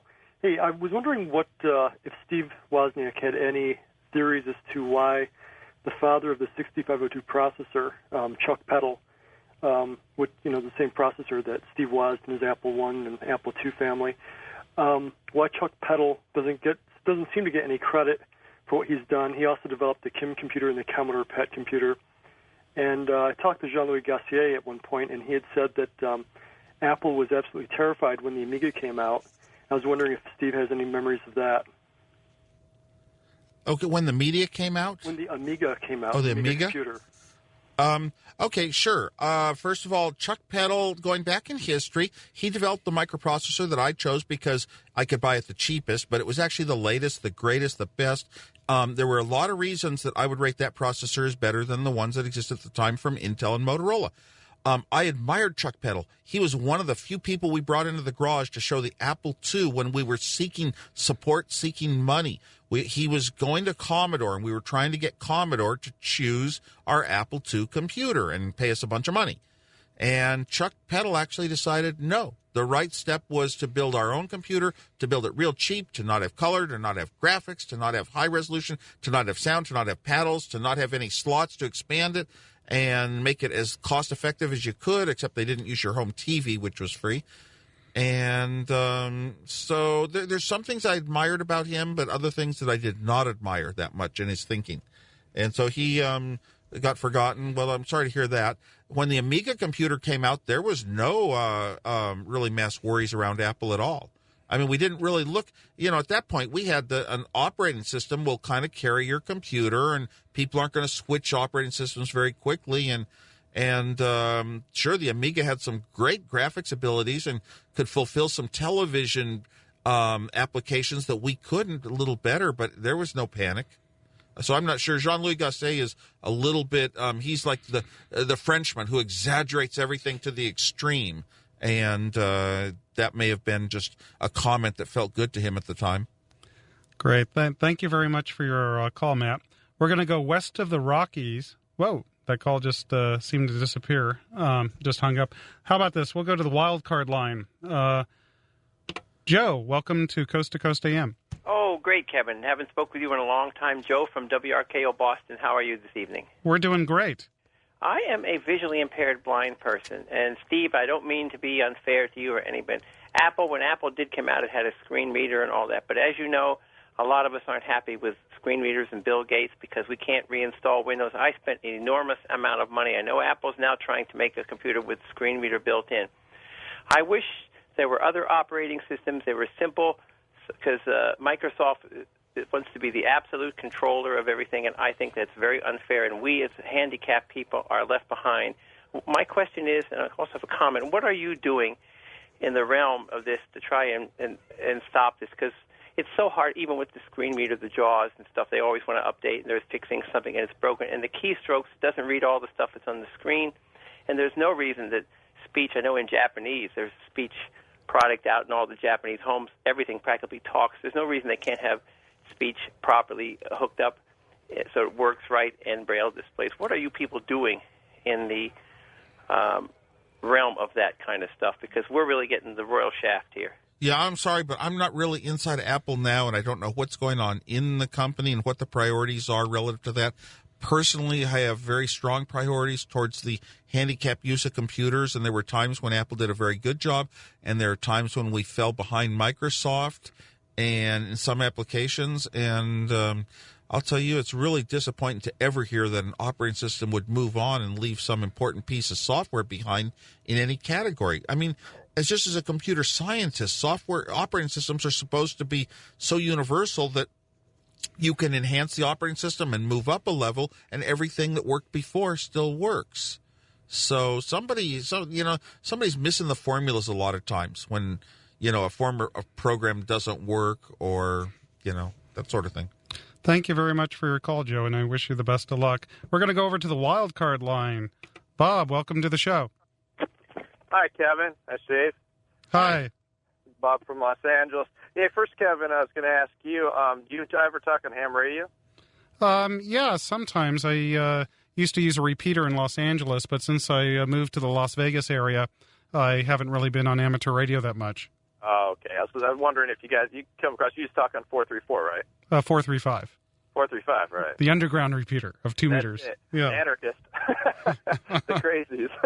Yeah, I listen to them all the time. We usually talk because they're really... Yeah, they're entertaining. Oh, so do you have a question for Steve? Definitely. Yeah. Hey, Steve. You're a very energetic guest there, and it's funny. It seems like your personality hasn't changed as you progressed from the start to right now. You're very a lot more than the personality, because a lot of times it's hard to retain your original values and do the things you would have wanted to do in life after a big success like Apple. There's all these pressures that you have to become a different kind of person and only run businesses and that sort of thing. And I wanted to go back and get my college degree. I wanted to teach my whole life. I actually spent 8 years teaching with no press allowed, and it's like hard to say who am I and who was I going to be, and I'm not going to let this big, huge success get in the way of it. I didn't start Apple myself intending to make money. I actually said no at the start. I wanted to design neat computers and write neat software, and that was my only interest. So just, pursuing that big financial success wasn't it for me. Yeah, it really makes you an interesting guest, because most people, your personality is completely off the cuff for most business people who are involved in such large projects that you're basically, you had a ball, you're basically, as your hobby, you turned into something turned into really big. But, yeah, anyway, I was basically calling here to ask you about what you thought about, I've been doing research a lot on high-speed computerized graphics that the government uses, like NASA. They have, they've been using, as you know, most of NASA stuff is what they show to the public is animations and high-speed graphics, like the stuff on Mars is all animation. I was wondering, are you aware of the new stuff? I wonder how far you think artificial intelligence is going as far as computers tricking people into believing that it's a human. Because I know that NASA has a computer right now where they could actually get the president's face and actually convince people that the president's on TV talking. It's that good where you can actually see the reflection of lights in the eyeballs of this animation of the president. All the things that are called artificial intelligence for the last 40 years all try to do one thing very, very well, and to be more like a person, and never do we put together anything that I would call real intelligence. For example, we can't make a robot that can make a cup of coffee. Well, Honda has a pretty good, you've seen Honda's robot. It's pretty damn good. It's 700 pounds. It could walk upstairs, very anthropomorphic. Have you seen it yet, the one Honda built? No, I've seen some demos of it, and I've seen some that are actually private people are working on that do even a little better job. But it's still not close to, like, thinking like a person. As far as, like, what it would do to get around and ask questions. Could that robot make a cup of coffee? I don't know. It's basically, it could. But the hardest part, they're trying to get it to balance itself, basically. It's been the hardest part to do, to walk upstairs, and they've got that down. But I don't know about, like you said, making a cup of coffee and actually having a conversation with somebody. We're not at that point yet. But We are getting there. I was wondering how long you think it's going to get before we could get a computer actually in the marketplace. I mean, the government may have something. I have no idea. I think it's going to be a long time because we've got to combine a lot of different aspects. If you could even make a robot that could hear me across a room with other people talking the way a normal person could, then I'll be thinking, hey, that computer can get somewhere because I can communicate to it. That robot. Thank you, Bob. Thanks. Thank you, Bob. So, Steve, we're going to have to end the calls because we're getting close to the end of the show here. But I just want to give you a heartfelt, a sincere thank you for being on the show with me tonight. I mean, it's just been an awesome experience. Well, Kevin, I agree with some of the callers. I think you've done an excellent job as a host. Thank you. Yeah, it's been a challenge after not being involved in radio for about 4 years. Now, if people want to find out more about you, is there a website people can go to? Well, my website was.org, and I don't always keep it up to date every day. I don't have enough time to even do a blog, but yeah, they can find it in there. If they can find out what's real and what's not, then good luck. Great. And your new book, due out this fall, is called I Was. That's correct. That's I Was. So we want everyone to go check out that book because November, and it's going to tell the Steve Wozniak story. Well, thank you everyone for listening to the show. This is Kevin Mitnick filling in for Art Bell on Coast to Coast AM. Mahalo.